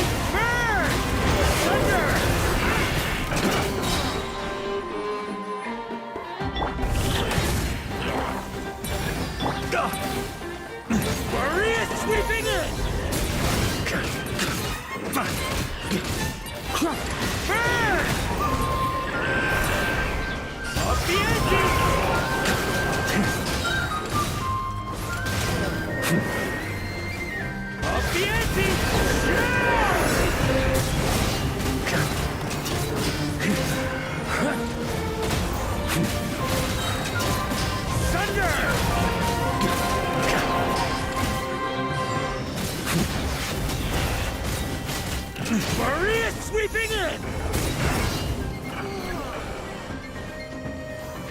On me.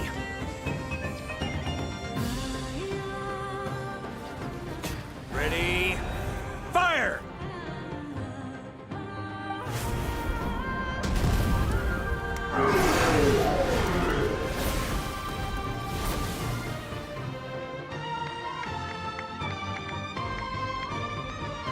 The enemy has sustained heavy casualties.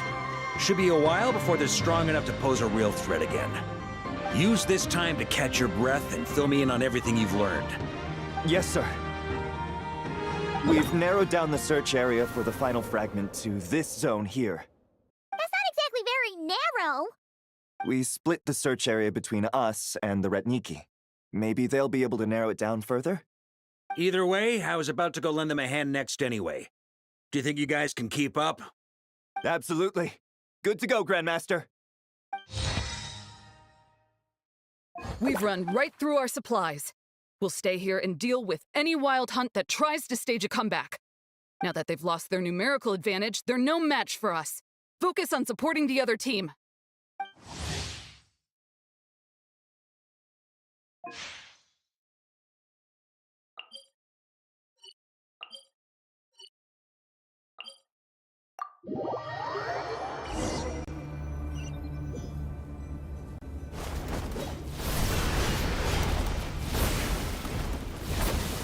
Ugh, looks like the same situation here.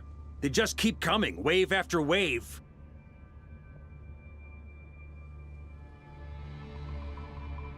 Reinforcements? Hey, you keep them busy while we work on getting rid of this god-awful mist. Understood. Everyone got that? It's up to us to hold them off. Yes, sir!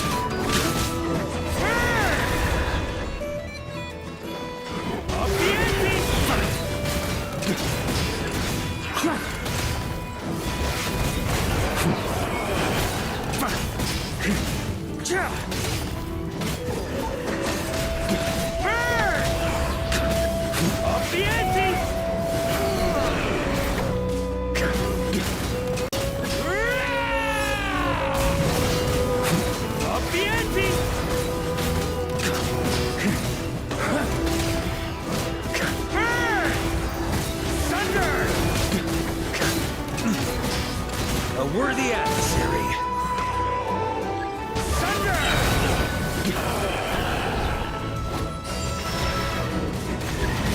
Maria sweeping in! Hey, they're running out of steam. Now's your chance. Affirmative. Sorry to keep you waiting. That's their source. It was hidden in the mist.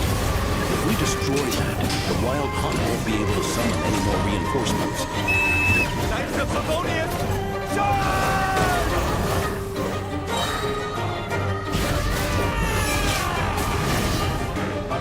Up the ante!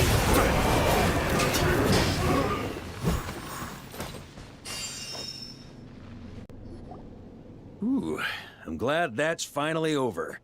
Brave Knights, on behalf of the Lightkeepers, I thank you for your assistance. There's no need to be so formal. When it comes to the Abyss, we're all in this together. Now, please tell me everything you've learned. Very well. We've narrowed down the search area for the final fragment to this zone here.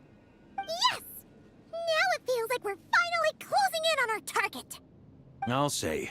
We're sure to face fierce resistance from the Wild Hunt, though. Is everyone willing to keep fighting with us? It would be our pleasure, Mr. Varka. Much obliged. All right, the target is just up ahead. Move out!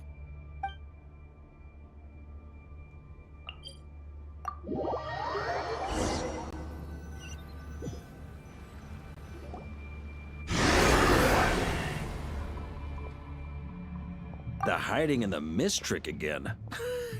These guys must be easily amused. You all know the drill. The Knights of Favonius will engage the enemy while the Lightkeepers dispel the mist. Everyone, follow my signals. Yes, sir!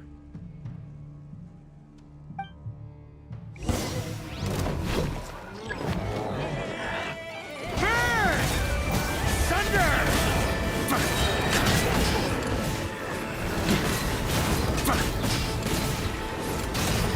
Up the ante!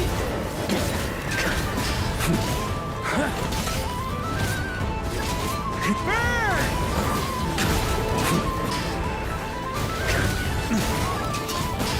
Lightkeepers, prepare to dispel the mist.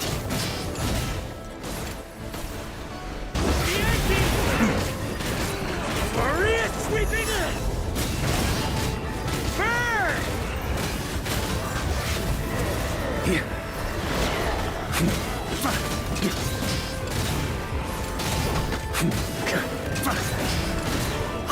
Thunder! Burn!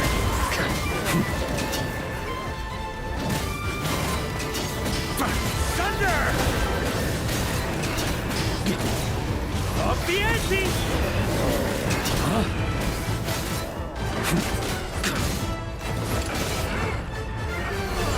Burn!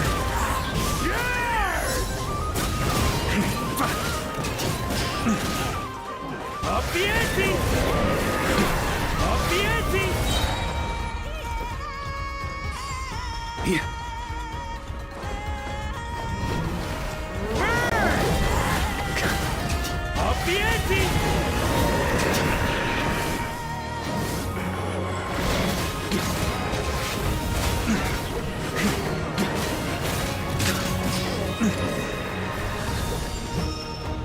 Burn! Thunder! Up the ante!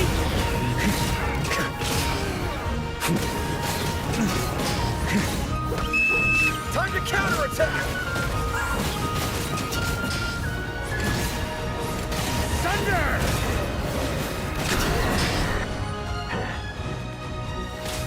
Up the ante!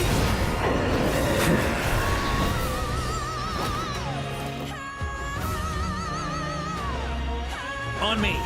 Burn!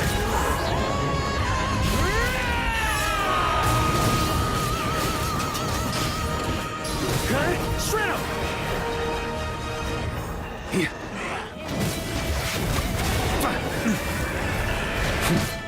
Burn! Thunder!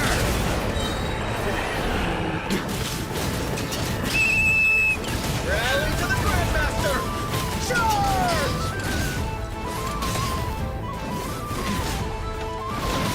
Burn! Up the ante!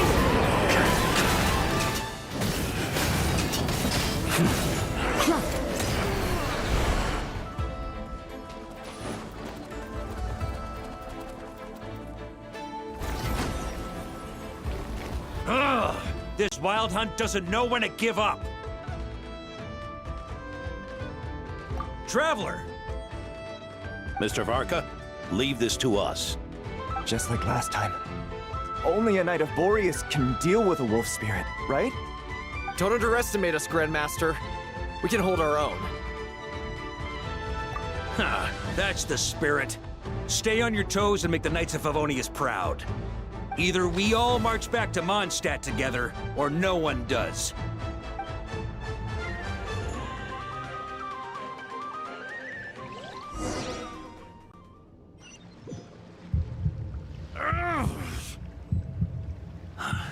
The final fragment is right there. Don't let me down.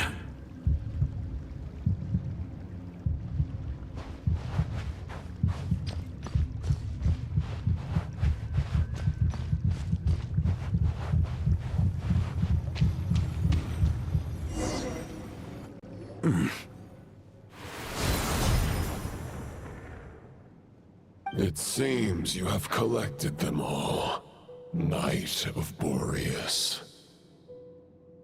Yeah, and with no corrupted fragments or ambushes along the way. I have to commend your chivalry, Sir Roland. A true knight does not resort to underhanded tactics.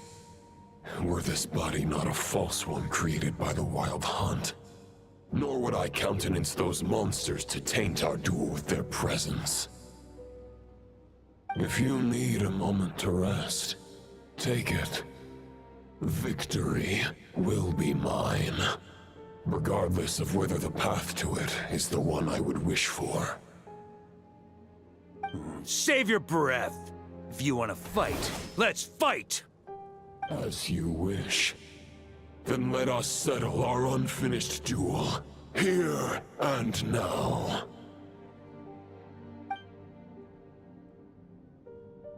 Is everyone all right? My granny fights better than these rookies. It's Egbert I'm worried about. You still alive? For a moment there, I thought I might never taste the sweet wine of Mondstadt again. Hey, stay put, you guys. Leave the rest to us. Forget us.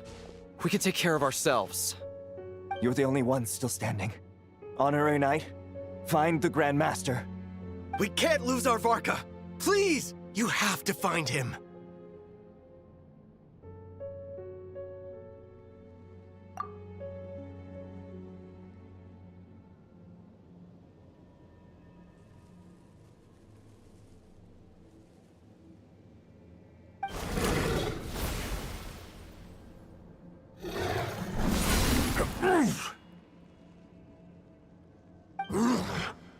You're holding back, Knight of Boreas. I can tell you do not wish to strike me down. This duel does no justice to the way of chivalry. I wield the power of a god, while you dare not swing your sword with true intent. If you continue on this path, you will die. Your plan is doomed to fail. How can a helpless lamb hope to tame the heart of a wolf, when the wolf has seen through the lamb's plan? Ha ha ha! You're on to me already, huh? Andrias's question, Boreas's answer, the means to bear a soul. I knew it all 500 years ago. Though the false path may be wide and welcoming, only destruction lies at its end. It is time to crush your futile hope!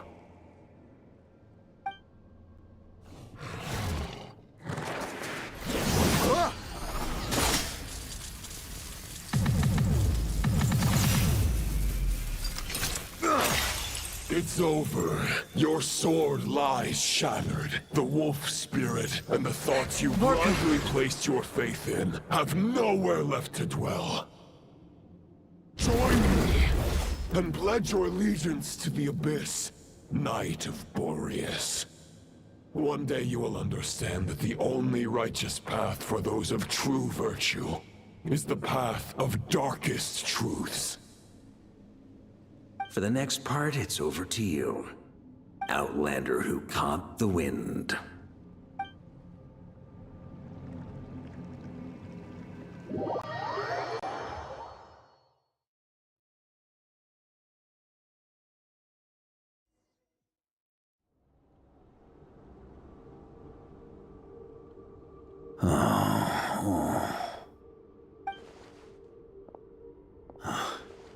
The sword is unbroken, but I can't sense the wolf spirit. Looks like I'm no longer in reality. This must be a space built from the entangled consciousnesses of Boreas and Roland. There's no way back. And all that lies ahead is the Wolf's Maw. Huh. Guess the only way is through.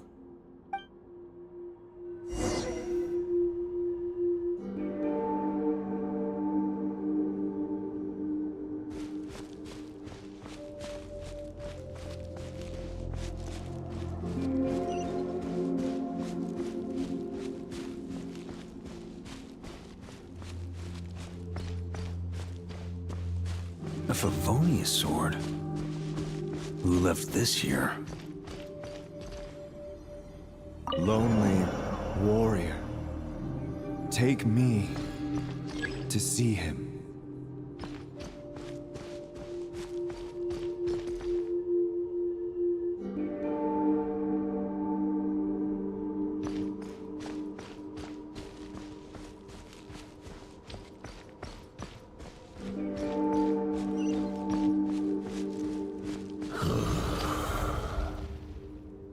No matter the epoch, the world is awash with corruption and injustice.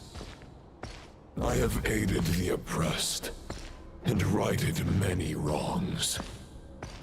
I have slain sinners and delinquents. I have slaughtered tyrants and demons.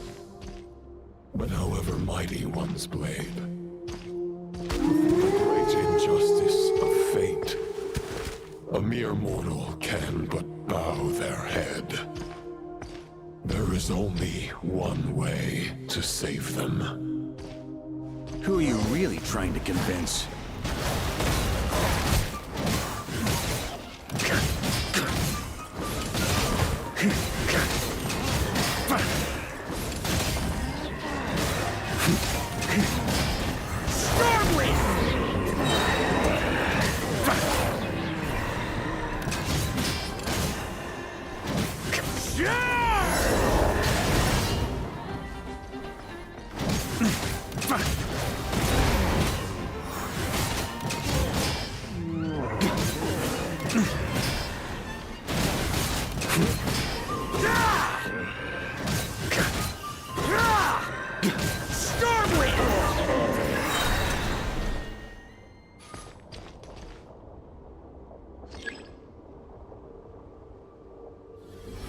Is this the fairest shadow?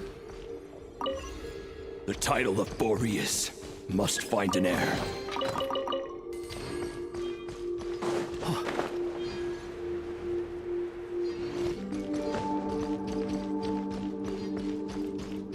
The scent that reeks of blood appears to be getting stronger.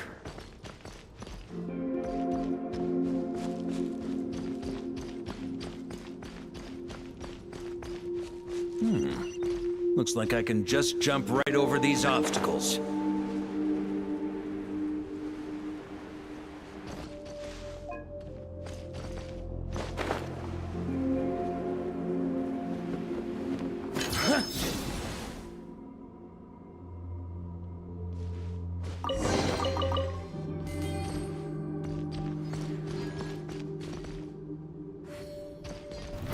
Try to keep up!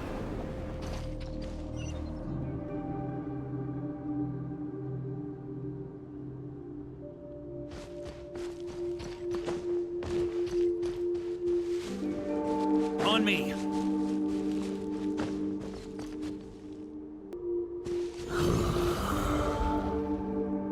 No matter the epoch, the world is awash with corruption and injustice. Even the most fearless hero cannot fight what fate has ordained. And even the holiest god cannot escape the shackles that bind them. Lupus Boreas, if you still harbor love for humanity, then you must surely know. There has only ever been one way to save them from injustice. Surrender to the abyss. malicious lies!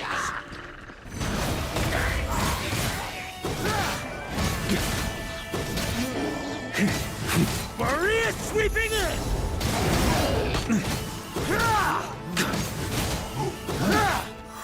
Stormwind!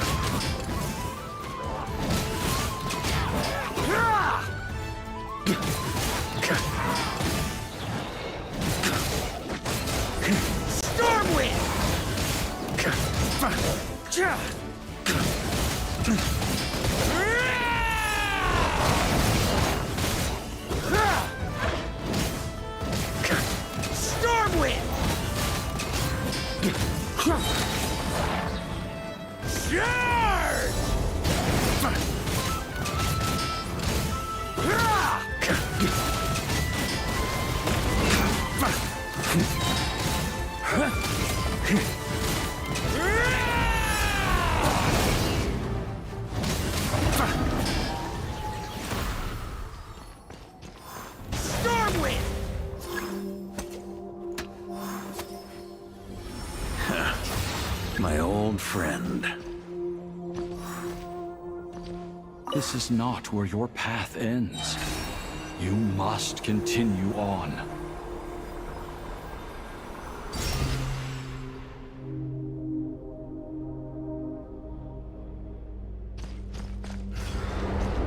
This wind feels less than welcoming. I'd better take shelter.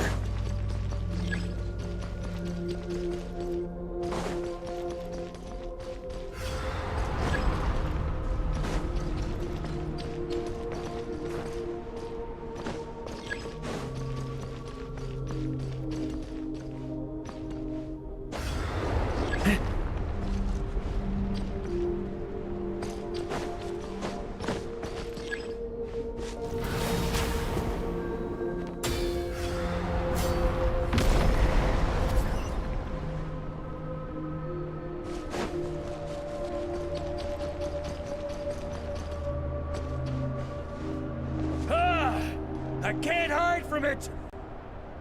You must deliver it.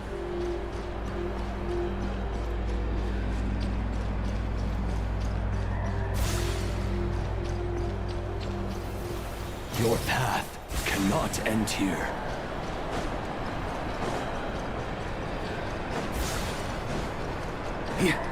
Huh? You draw near to the heart of the wolf.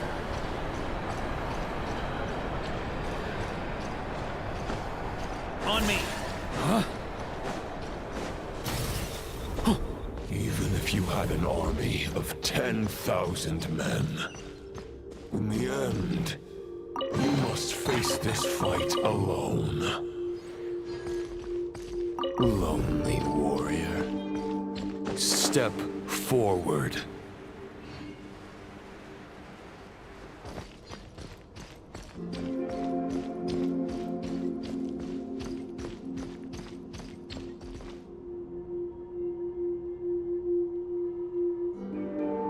Is this the heart of the wolf?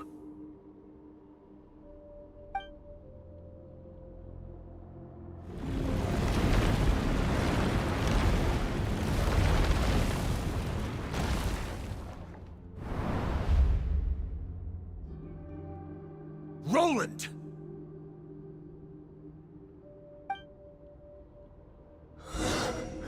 After countless bloody battles, trials, tribulations, and hardships, I, with my mortal flesh and blade, attained power to rival that of the gods. But you know better than I that a mortal's prime is fleeting. In 5 years, maybe 10, age will snatch your strength. The power you take such pride in will fade to naught, disappearing like dust in the wind. Your fame will be as fleeting as firewood beneath the starry sky, lit at dusk, dead by dawn, utterly insignificant. Oh yeah? Be that as it may, The fires that burn down here blaze more brilliantly than the light of 1,000 stars.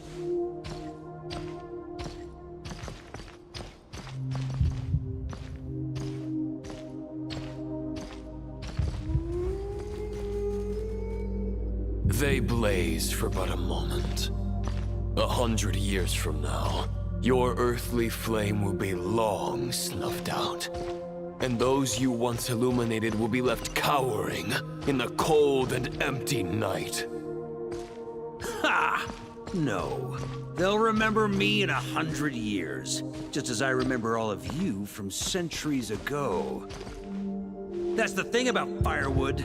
From the embers of a dying flame, a new fire arises, burning bigger and brighter than ever before.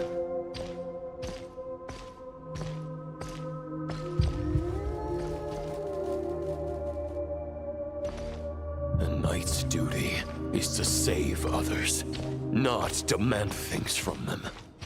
How can one call themselves a knight while placing their hopes in generations to come? Well, as long as I put an end to you here and now, I won't need to rely on anyone else. Now, show yourself, Roland! Put an end to me? Your body and mind are already at the limit of what they can bear. It is only a matter of time before they yield and crumble. But if this is your final request...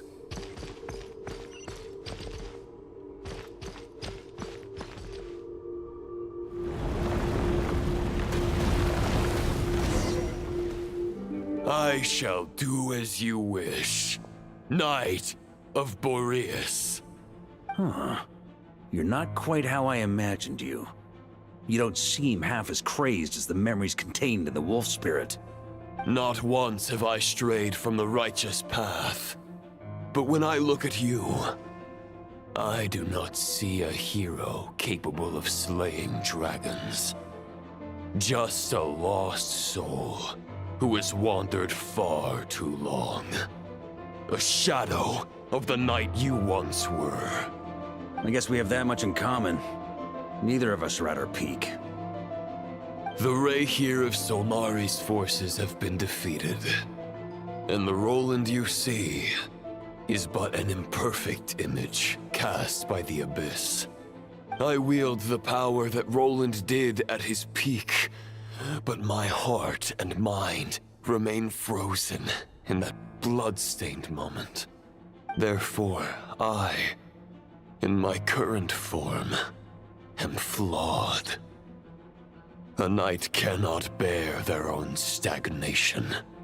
After redeeming you from injustice and guiding your surrender to the Abyss, I shall rectify myself and continue to follow the knightly path. Huh. The world out there can bear no more of your torment. Your obsession, clearly, remains exactly as I had imagined. I suppose there's no chance to make you see the light. No words can make a knight doubt his convictions, no matter how noble they may sound. Neither of us will sway the other, but you have long known this truth. Otherwise, why would you pin all your hopes on Boreas' single thought? But now the blade that once housed the wolf spirit has been shattered, and all you hold is a phantom that bears its form. You no longer have the means to change the situation, and no one will come to your rescue.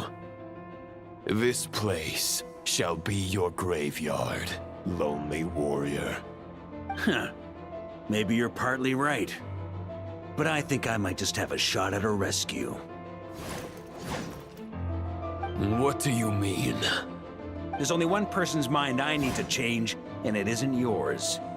Forgetting where we are? This is the heart of Andrias, god of the North Wind.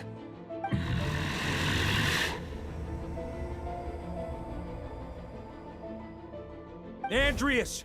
Can you hear me? Wake up! You are the great god of the North Wind! How long will you allow yourself to suffer the domination of the Abyss? If this is your final gambit, I am most disappointed, Knight of Boreas. Grand displays of heartfelt wishes cannot summon miracles.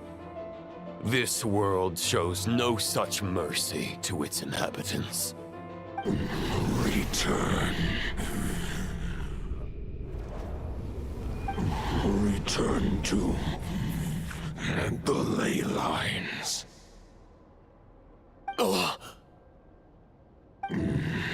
This is my choice. My memory. Is this the answer that I found at my journey's end? Andreas, at long last, I have delivered your token back into your heart. A Knight of Boreas. Watch on. This is all that a wolf can hope to do for humankind. On behalf of all humanity, I thank you, Lord of Wolves. Boreas is returning to the ley lines. But why? Your sword is broken. You no longer have the means to bear his soul. Unless... surely not. Begging for miracles is a futile endeavor. I know better than that. But a sword is just one kind of vessel. There are other ways to store a soul.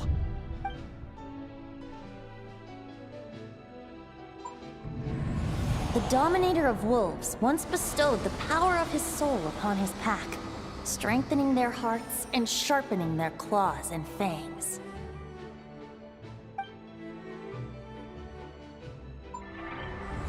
Even if it is not my intention, the soul of Lupus Boreas will inevitably ravage, devour, and assimilate a mortal heart. As if human and wolf were being forcefully merged into one being.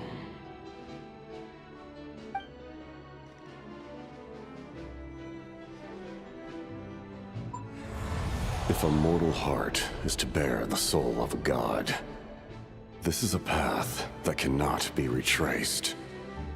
Yet, I shall not dissuade a knight from embarking on the quest of his own choosing. Your heart, your soul... they are collapsing. Now I see. You were wondering how a lamb could tame the heart of a wolf, isn't that right? Here's my answer. You get the wolf to swallow the heart. The wolf spirit within the sword was merely a decoy. The true thoughts and memories were carried within your heart.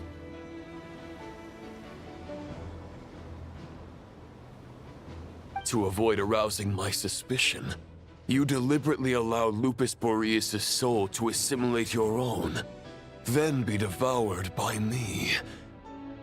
But how did you have the strength to fight while bearing such a great burden? Compared to Lupus Boreas' decision, my sacrifice is nothing. You have a stubborn will, and employed an exceptional strategy. But this is not the way a true knight fights. The choice you have made is a flawed one. Your soul is now merged with that of Andreas. When he fully joins the ley lines, you too will fall. Neither Barbados nor the Traveler will be able to anchor your soul from within the ley lines, let alone rescue you.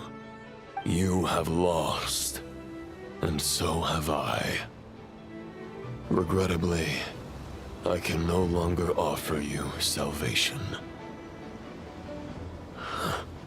May your soul rest in peace with Boreas, lonely warrior. Haha, lonely. Sorry to disappoint you, but as much as it sounded like the perfect ending for both of us to return to the ley lines together, the fact is that, unlike the true Roland of the past, I still have fine wine and good friends to get back to. They're looking forward to my triumphant return. I'm not ready to accept my fate just yet. Ding dong! You've got mail!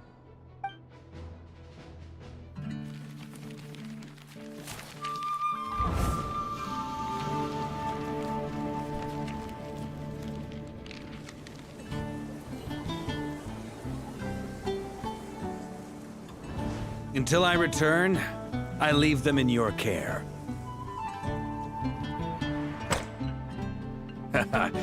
The Knights of Favonius will always welcome you.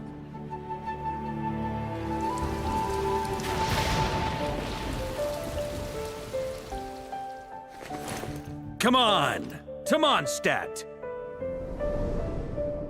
Dear Grandmaster. To Varka. To Varka. Family.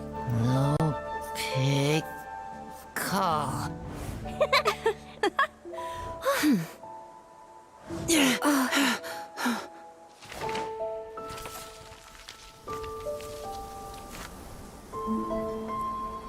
Poetry and letters were humanity's earliest means of expressing their thoughts. Make sure they all get delivered, Outlander who caught the wind.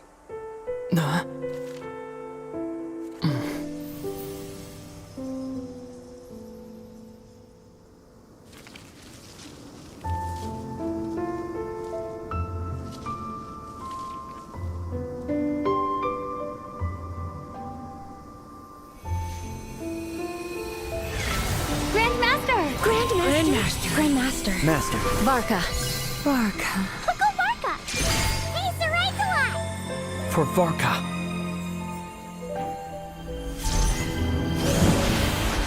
The thoughts of others anchor you, reversing the assimilation. Using your connections, relying on outside help. This is not the way of a knight. The Abyss can sustain me no longer. But now, countless souls who died unjustly will emerge to prevent your return. If you believe in your path, then grant them release. Carve your way out through bloodshed. Varka, mightiest knight of Boreas.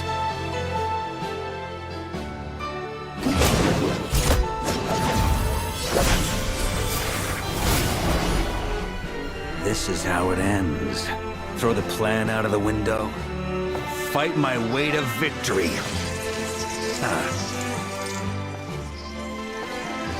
Well, that suits me just fine!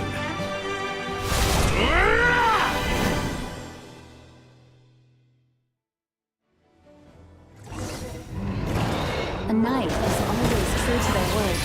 So please, keep your promise and return victorious. You are not alone. Right back at you, Varka.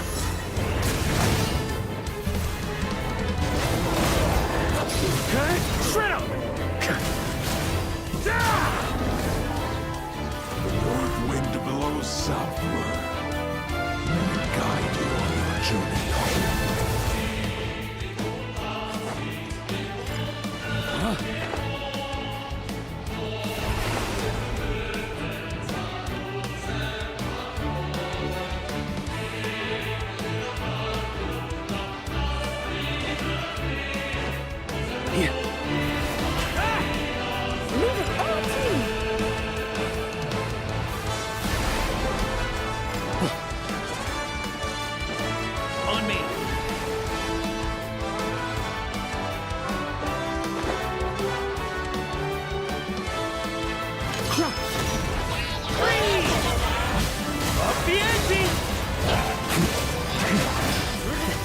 There's an ice-cold drink with your name on it. Ready when you are. Don't go dying in a place like this, Varka.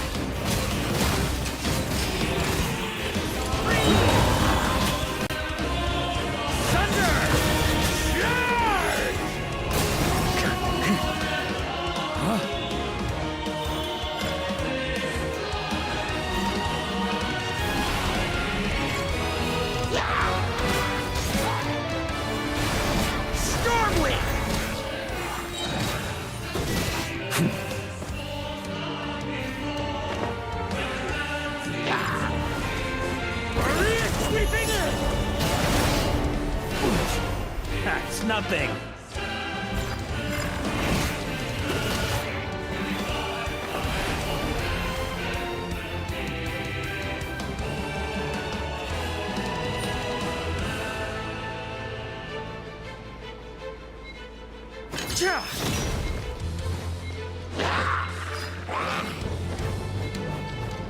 Fly home to us, Grandmaster!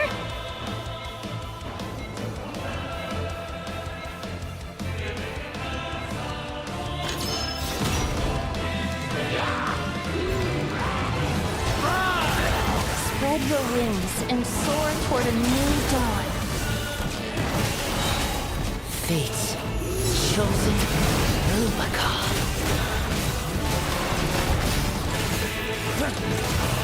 I can't fall here!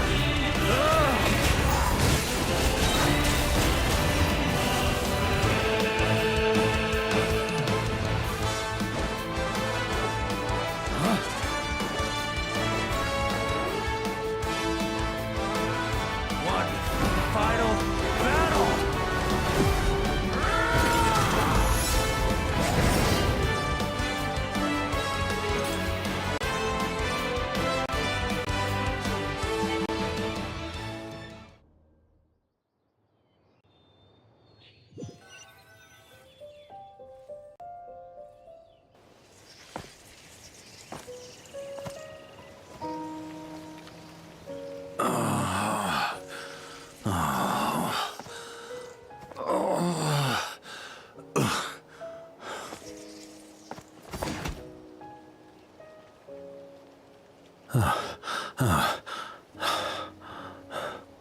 Walk forward and do not look back.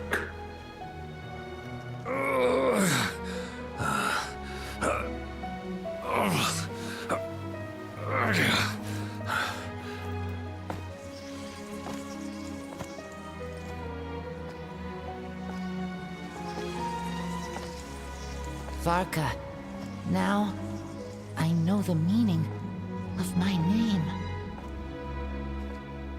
After the lengths you've made everyone go for you, you'd better make sure to thank us all properly when you get back. You know, I have a lot of things to update you on. But they can wait until you're back. I have no intention of returning to the Knights of Favonius. But I trust you will find a way to manage on your own.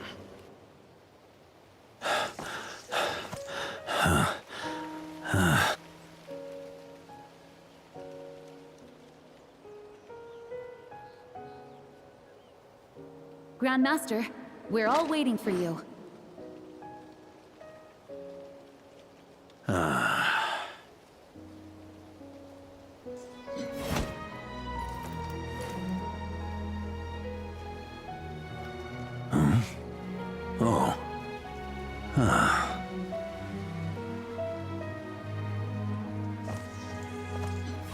I'm not doing too bad a job as Grandmaster, am I?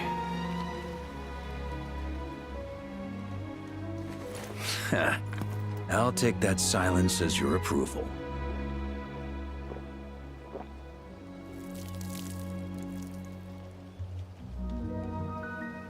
Everything you swore to protect with your lives, it's all still here, safe and sound.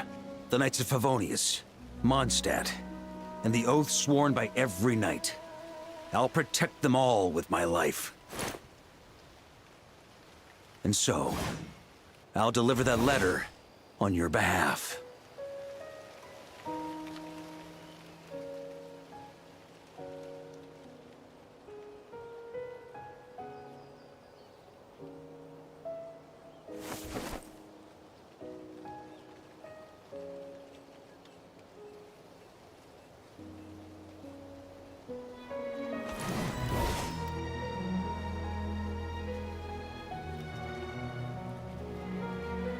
I know it's just a shadow of the real Roland, but if you have the time, could you please read it for him? Rostam and Arundelen, they never forgot you.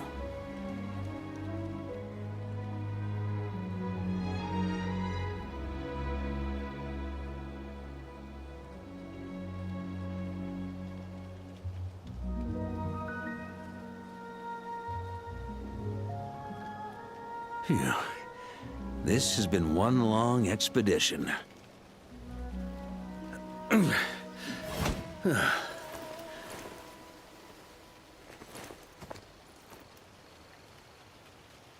From here on out, I think I'll let the wind lead.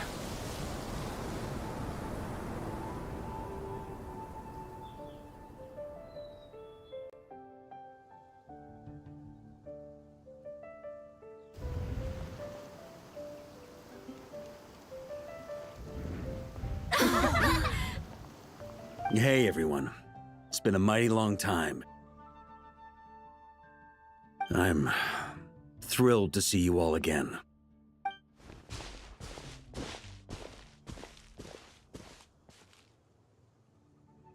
Welcome back, Grandmaster.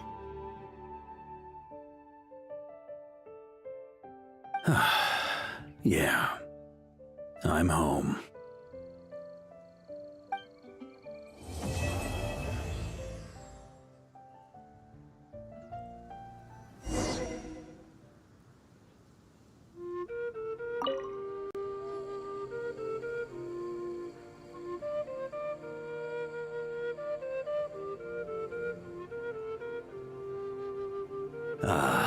It's been a while since I felt this wind on my face. Just how I remember. So, is there anything you'd like to talk about?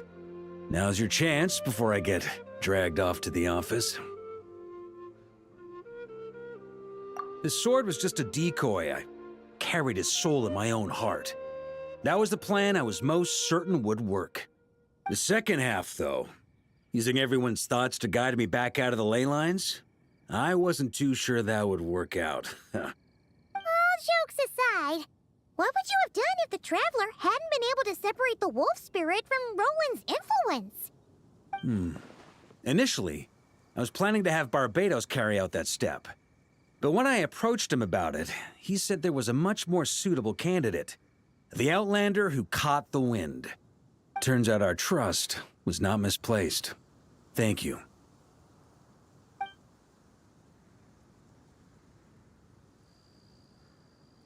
Then, I guess we'd have had to get Barbados to send a wind to blow me back home.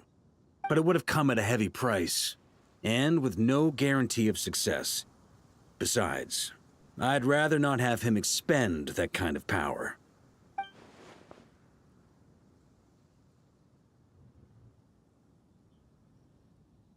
It's a good question. A glass of the finest dandelion wine, perhaps? No doubt I'd have to pay for it with a secret stash of cash in my office. You're dreaming if you think it would have come that cheap. It's been a while since I felt this wind on my face. Just how I remember. So, is there anything you'd like to talk about? Now's your chance before I get dragged off to the office.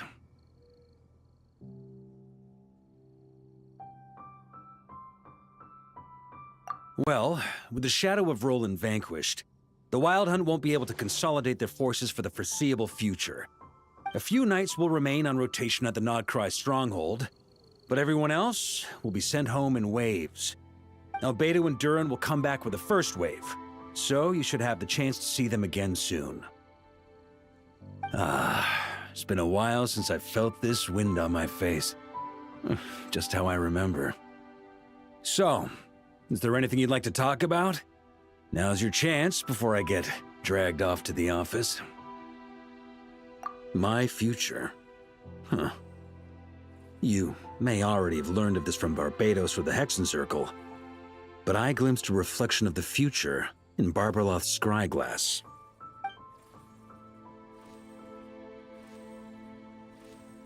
Correct. Although as things stand now, I believe we may have changed the course of the future, thanks in no small part to you. Still, after I've tied up some loose ends with the Knights of Favonius, I'll need to make another trip back north. There's still a lot of work to be done at the nod-krai stronghold. Besides, the first group of knights who volunteered to stay there have yet to be relieved of their duty. How could I simply abandon them? Ah, how noble.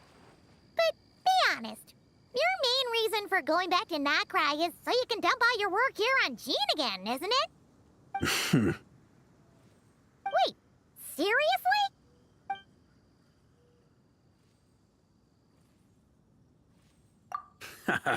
I'm only pulling your leg. You'll be seeing a lot more of me in Mondstadt from now on. It's been a while since I felt this wind on my face. Just how I remember. So, is there anything you'd like to talk about? Now's your chance before I get dragged off to the office. All right then. I'm gonna stay here and enjoy the breeze for a little longer.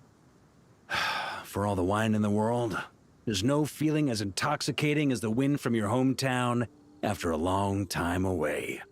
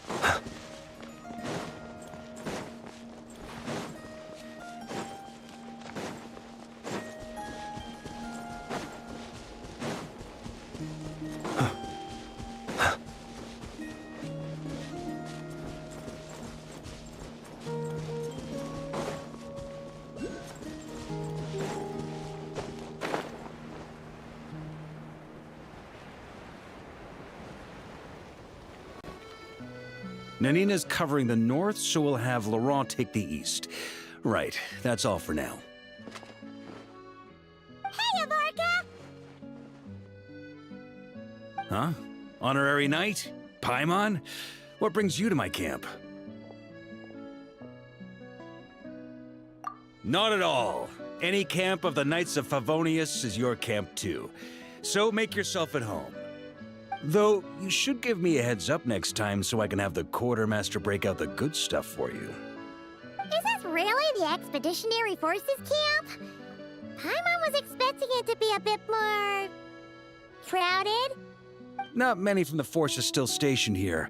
And of those who are, most are out patrolling. Truth be told, it is a bit of a ghost town. We're also gathering all the Abyss-related intel we can. Situation in nod-krai is stable for now, but we must remain vigilant. You never know when the Abyss will come roaring back. Intelligence is the foundation of any campaign. It's not just enemy movements. Terrain or shifts in the weather can mean the difference between victory and defeat. Moving forward, we plan to form a long-term partnership with the Northern Intelligence Network. Turn this temporary camp into an intelligence station. An intelligence station? Whoa! Like the kind in Fontanian spy thrillers? Haha, as if. Name one book with a camp this lightly defended in it. During these years out on campaign, we've found that different abyssal disasters are occurring all over Teyvat. They're unnaturally cunning, always shifting, with no two attacks quite going off the same.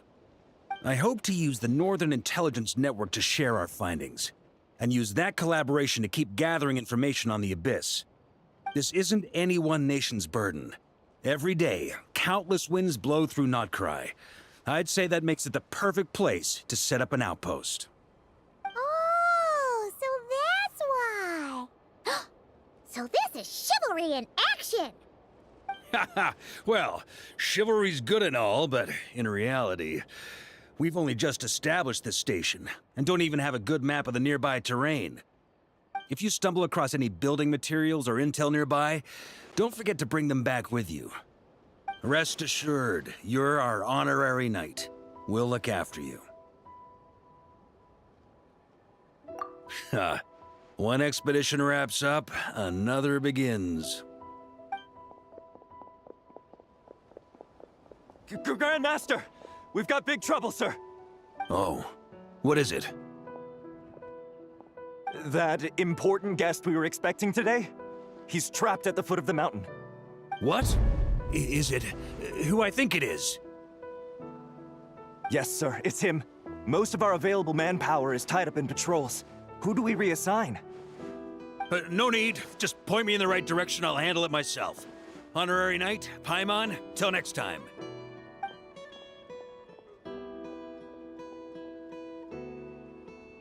Oh! Paimon's never seen Varka so nervous. Now she's curious who that guest is. Yeah, that's probably it. Let's follow him and see if he needs help.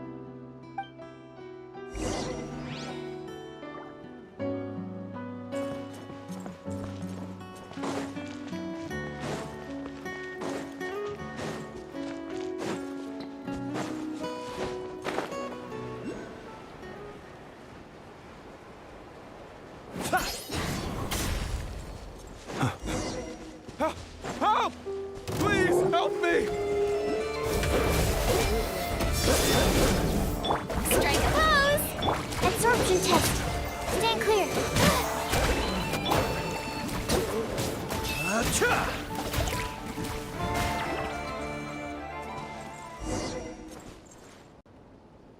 Hey! Are you okay?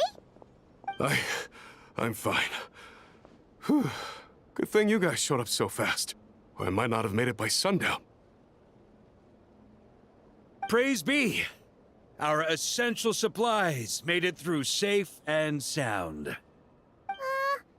What kind of supplies are that important? Good eye. This here is the dandelion wine we specially ordered from Dawn Winery. Pure mondstadt in a bottle. You have no idea what it took us to get it here, all the way from there. Ha! And a fine job you did. You're drinking with us at the feast tonight. Whole camp's been looking forward to toasting you. So, the only reason you were in a hurry was to make sure the drinks got there in time? And here Paimon thought you were finally being serious about something serious! What's that? Are you saying drinking isn't the most serious of serious business? Because I'd love to have a drink right about now. Wait! Please, wait a second. Now is not a good time. Yeah! Listen to him! First, you gotta take care of the serious... This is a custom brew. It needs to be kept constantly rolling to prevent settling and keep its flavor. Having sat for so long, I'd say the taste has degraded by at least 10%. 10%? Unacceptable! Nobody touches a drop till it's ready. Okay! You do you, then. We specially commissioned someone to build a mechanism that keeps the barrels rolling. Looks like it broke in the fall, though. So now, I guess we'll have to rely on old-fashioned muscle power. So we just keep whacking the wooden barrels and roll them to their destination?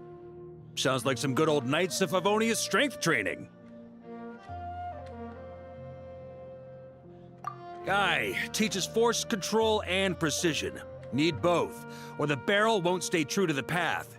It's basic training for many knights.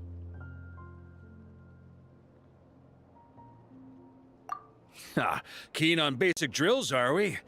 Well, Laurent and the others won't be back for a while. Right then, all yours.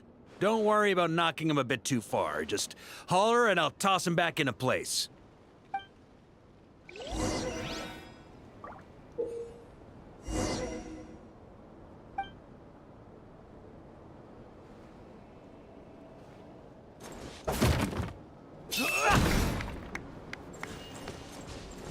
Back when I was training Noelle, she'd blast the barrels to splinters the second she got nervous. Couldn't stop her from cleaning up the whole mess herself afterward. Over time, she became the finest cleaner in the Knights, bar none. Ha! She might not have realized it, but that's progress too.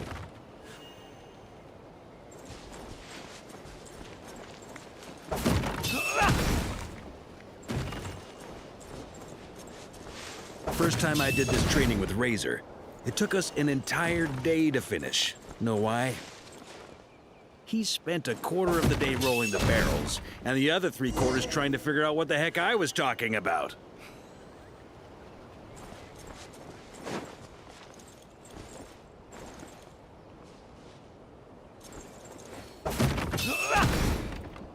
Jean and Albedo once sat me down to have a serious discussion about whether or not the Spark Knight needed to take part in basic training like this. A Knight's basic training helps build character. But since the Spark Knight's still so young, I decided to get her opinion. She happily brought her bomb. Paimon's hands are sore just from watching you. There's gotta be an easier way, right?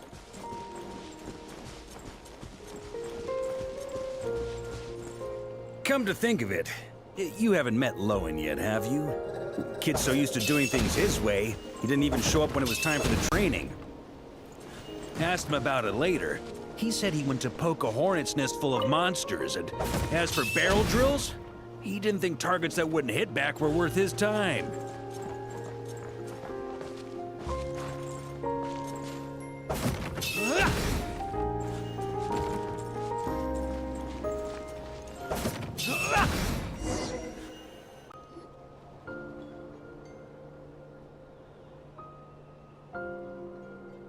Ah, Grandmaster!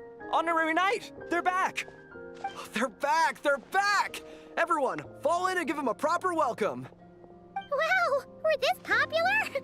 Paimon feels like blushing. How the wind carries that scent from afar! Sweet Barbados, it's true. Dandelion wine. Ah, a special brew from Dawn Winery to boot. They're back. All my precious memories, they're all flooding back. Oh. So, the welcome isn't for us, is it? Yes, this is it! This is the taste! Oh, it's just how I remembered it.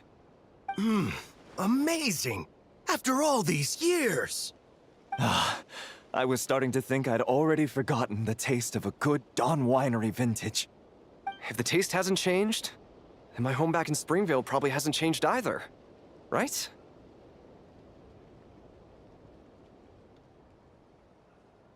Thank you, Honorary Knight.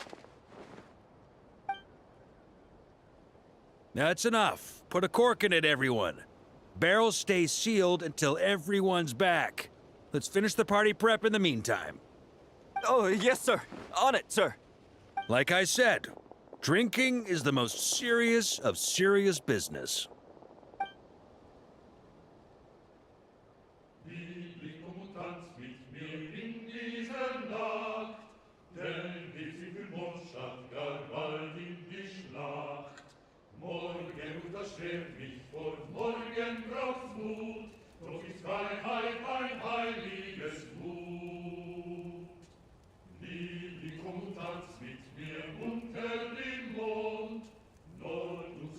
Oh, sticky honey roast, sweet madams. Paimon never thought she'd get to eat such authentic mondstadt dishes out here. Wait, where's Varka? Anyone seen him? He's not passed out drunk in a ditch somewhere, is he? Okay, Paimon will catch up when she finishes.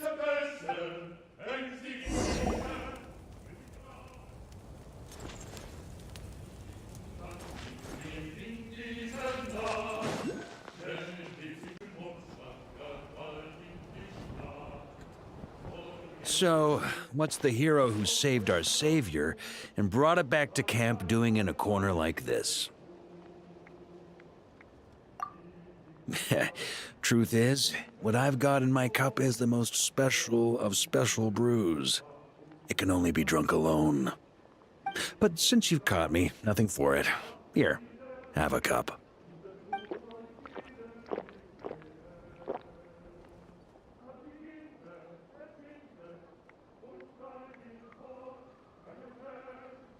Got me. Just a joke. Not a drop of liquor on me right now. If you're thirsty for a real drink, go find Ermini later. She's got plenty in stock. A camp always needs to have one sober soul to guard their drunk comrades from things that go bump in the night. Those have been my standing orders since this expedition started. Rotten luck, eh? Just so happens that tonight, it's my turn to be that sober soul. So, on this night when they're all drunk, I can't be. Who knows?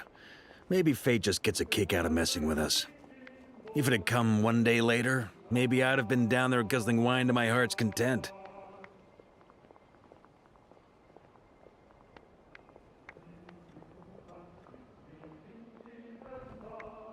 But if it had come but one day later, maybe you'd have passed the camp by, missed the feast, never even had this chance to talk.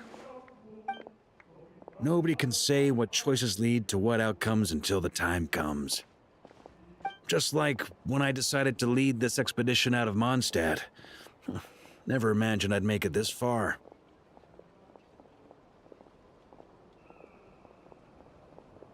That's how it turned out, aye. But when we marched, all I knew was this. An abyssal storm was brewing up north, one that threatened to scour all of Teyvat. It took us some time to mobilize, but where would the enemy appear? What form would they take? That was all a complete mystery to us when we set out. All we could do was gather intel as we marched, preparing for every contingency.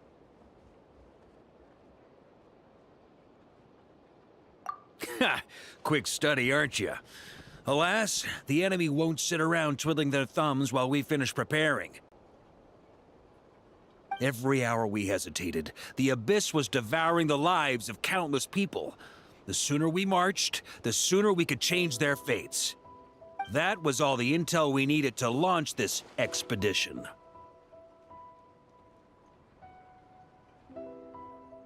None of that formality, honorary knight. And you're no different. Your journey's also changed many people's fates. Be it Mondstadt back then, Dvalin, or nod-krai now, the expeditionary force. Even my fate, too.